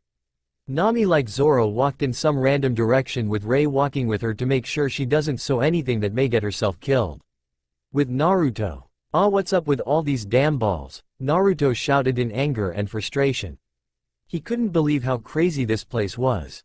First they had to go through a number of traps that included falling trees, flying blades, a boomerang-like blade, and a spinning disc blade that almost cut the little crow in half. The place had been hell so far, and it got only worse when they chose the ordeal of Ball's Tunnel and fell about 50 feet onto a lower level of upper yard. After the drop, Naruto could safely say that he was actually afraid, and the 3 other members agreed with him. Now here he was watching Luffy and Usopp playing with one of those stupid white balls. He watched as Luffy passed it over to Usopp only to have a snake try to bite his head off, and lucky for him Luffy punched the ball away. "Snake eggs," Sanji said as he spotted another white ball appearing in front of his face. He leaned back slightly and kicked it only for the white ball to glow a bright yellow, and they all knew what was about to happen, and Naruto said the one thing that was the crew's mind at the moment. "Shit," he said right before the ball exploded in their faces. Once again they were lucky because the ball only let out a small explosion and it only charred their skin and some of their new clothes. Sanji's new slightly violet Hawaiian shirt was singed slightly along with his black pants. He changed his normal shoes and had on a flatter pair. Usopp didn't really change except that he now wore a green shirt under his brown overalls. Luffy didn't change either, but he now had his vest open showing his toned chest. Naruto also didn't change much either. He left his trench coat back with Gon Fall and now just wore his black shirt, pants, shinobi sandals with his Hite 8 wrapped around his neck, and he had his fan strapped to his back. What none of them noticed was that there was a very large and round man wearing a white bodysuit with yellow rings going from around his neck to below his non-existent waist was watching them from behind his white round glass with yellow lens in them. He also had on orange gloves, boots, and an orange hat over his long wavy red hair that dropped past his non-existent shoulders. And last, but not least, he had white angel wings on his back that was slightly larger than the Skypians. "I call them surprise balls," he said in a high voice that sounded slightly feminine, startling the crew, and they all turned towards him. "Hesso," he said in a sing-a-song voice. "Who are you?" Usopp said in a scared tone of voice. "Satori of the forest, and I'm one of the 4 Skypia priests. I must thank you for choosing the ordeal of balls," he said in a sing-a-song voice while doing a strange laugh at the end, while dancing on top of the ball he was just sitting on, making the crew to sweat drop. "What's with this Dango guy?" Sanji said with his sweat drop growing larger watching the round man dance. "Are you sure he's one of those priests? He looks weak and stupid," Usopp whispered over to the others. "Yeah, Nami said that they were dangerous," Luffy said in a disappointed voice. "Where is Nami-san Dango?" Sanji shouted. "Oh, the sacrifices, I don't know. If they're still at the altar then they're most likely dead, and if they somehow escaped then it won't be long before they are," Satori said while spinning in a circle. "But it won't matter, because you won't get past me. And just to let you know, you have a 10% survival rate," he said with a smile before jumping towards them. Luffy, seeing this, jumped and got in front of everyone while cocking his fist back. "Gomu Gomu no," he started just as Satori was inches from him. "You're going to stretch, are you?" he said, shifting his body slightly, preparing for the strike, startling Luffy, but he didn't have enough time to stop his attack. "Pistol," he finished, stretching out his right arm only for Satori to dodge it and appear right in front of him with his left hand directly in front of Luffy's face, making the captain's eyes widen in shock before he was blown away by a force coming from the priest's hand. The crew watched in shock as Luffy was blown away and crashed into a tree, cracking it due to the force of the impact. He then fell from the tree while coughing up blood and finally collapsing to the ground motionless. Sanji, not wanting to give the priest another chance to attack, ran at him, preparing to kick him far away. An upper kick using the right foot, he muttered as he dodged Sanji's kick, making his Naruto's eyes widen in shock because the round man had predicted what Sanji was going to do. "This is an ability to those who had practiced in the art of mantra," he said just as he placed his hand in front of Sanji's face with a smile on his face as he blew Sanji away as well. "How can such a weak punch do that?" Usopp said in fear. "That wasn't quite a punch." "No, it wasn't a punch at all," Satori said as he appeared behind Usopp and placed his hand by his back, making Usopp break into a cold sweat before he too was blown away by the priest. Naruto, seeing enough, releases his fan from his back and jumped into the air, preparing to smack the Dango man down into the Milky Road. "Appear into the air and straight into a downward strike with a fan," Satori said with a smirk before he lifted his hand once again and stopping the fan from moving and making Naruto's eyes to widen in horror. "I put all my strength into the strike. How the hell did he black it?" he thought just as Satori batted the fan away from him and placed his hand on Naruto's chest. "Impact," he said with a smirk, and Naruto literally blasted away and crashed into a tree, almost snapping it in half. He coughed up blood and collapsed to the ground, struggling to get back to his feet. His teeth gritted in pain as he coughed up another wave of blood. The shockwaves attacked the body from the inside. "As you know, I am Satori and I am a servant to the Almighty God Enel. And since you have no chance of beating me, I should just get rid of this," he said in a sing-a-song voice as he stepped on the gas pedal on the dial ship, making it sail away. "And to lose your dial ship is to lose your only way to the sacrificial altar. I advise you not to lose sight of it or you will never reach your friends, and if you manage to somehow to get past me, you still haven't to worry about the countless surprise balls floating in the area, and they are filled with many dangerous and deadly things," Satori said, laughing, but soon stopped when he dodged a flame-infested punch that was aimed at his head by one Uzumaki Naruto. Luffy and the others had also gotten to their feet and was preparing to fight her in Usopp's case run to catch their only means of transportation. "You're going down, Dango," Sanji shouted. "I'm going to beat you down, fatty," Luffy said, balling up both of his fists. "I'm going to beat your fat ass all across this place," Naruto said as his hands were once again engulfed by a reddish-orange flame. "You guys fight him while I try to reach the boat," Usopp said as he took off running. Satori, seeing this, ran after him only to dodge a giant fireball coming from behind him. He turned only to dodge a stretching fist that was aimed at his face, forcing him to the ground. He saw Sanji approaching him and knew what he was going to do. So Satori swiftly ducked under a kick sent by an infuriated Sanji and placed his gloved hand on Sanji's chest. "Impact," Satori said with a smirk, making Sanji fly into a surprise ball, and it exploded on contact, making him fall to the ground in a lifeless manner. This infuriated Luffy and he charged Satori blindly while cocking both of his fists back.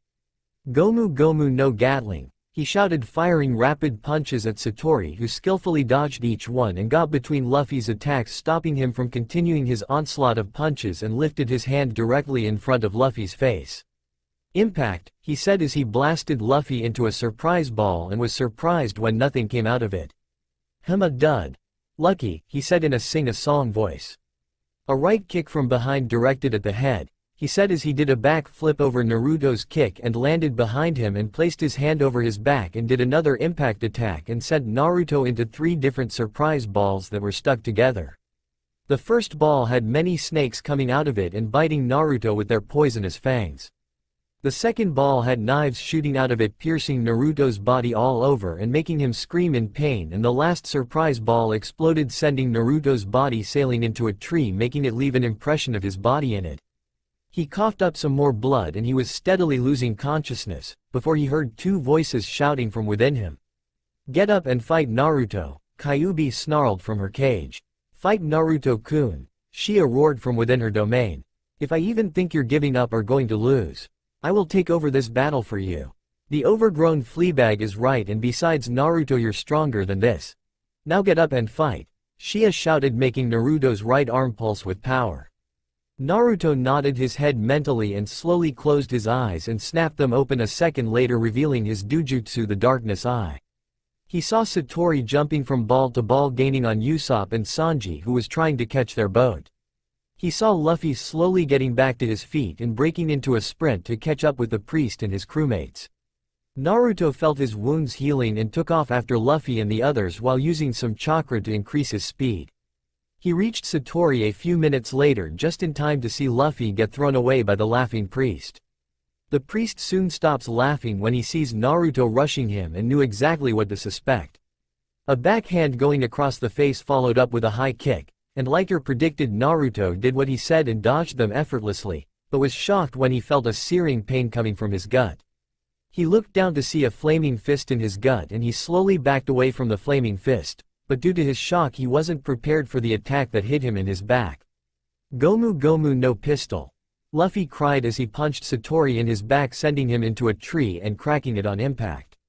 Luffy put himself back on guard just in case Satori got back up, and Naruto mimicked his actions.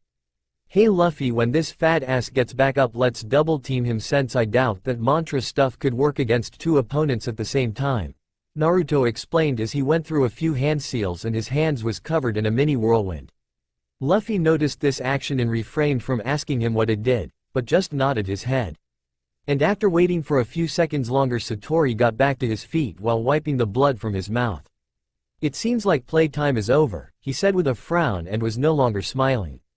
He then jumped on a nearby surprise ball and kicked it towards Luffy and Naruto and continued to kick and punch more and more towards the 2 pirates. They both saw them coming and jumped out the way to avoid the explosions, snakes, swords, poison and other things coming from the surprise balls. Naruto and Luffy both shared a glance and then glared at Satori while speaking at the same time. "No more games," Naruto said, raising his right hand into the air, and a swirling black ball of chakra appeared in it with his eyes glowing in eerie black. "It's over, Dango man," Luffy said as he stretched his fist back as far as he could. "Gomu Gomu no Ensatsu," both Naruto and Luffy said in unison as Luffy suddenly brought his fist back, heading it on a crash course towards the still shaken Satori.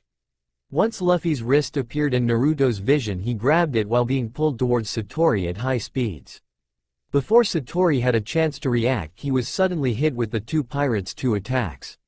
Pistol. Rasengan. Renden. They shouted in unison as Luffy's punch connected with Satori's chest, making him fly back into a tree, and Naruto was propelled towards the bleeding priest and thrust his Rasengan into his chest, making him catch on fire and spiral through the multiple trees. Naruto landed on his feet and gave him Captain the Nice Guy pose, which Luffy replied with his trademark goofy smile. Naruto then suddenly remembered Sanji and Usopp and their lost boat and his fan. "Luffy, we have to find Sanji, Usopp, the boat, and my fan," Naruto said in a panic, and before Luffy could join him they heard a voice from the Milky Road. "No need, Sanji and I are right here and your fan is right here on the ship, Naruto," Usopp said, waving his arms so they could see him. Sanji looked down at them with his cigarette in his mouth and looked at the damage the two of them had caused and whistled. "So how do the two of you plan on getting up here?" Sanji asked, and blinked when he saw Luffy stretch his arm out and grab onto the ship, causing his, Usopp's and Naruto's eyes to widen horror. "Luffy, don't you dare," Naruto said, slowly backing away from his grinning captain, while also temporarily forgetting that he was a ninja and knew a jutsu that could simply get him away from his captain or onto their small ship. He then watched as Luffy stretched and wrapped his arm around his waist and smiled an even bigger smile as he made both of them crash into the ship. Yes, they were definitely going to get Luffy back for this, but for now they had to find Nami and the others and hope they made it there in time. Unknown to them, Nami, Ray, Zoro, Robin, and Chopper were fighting their own battles.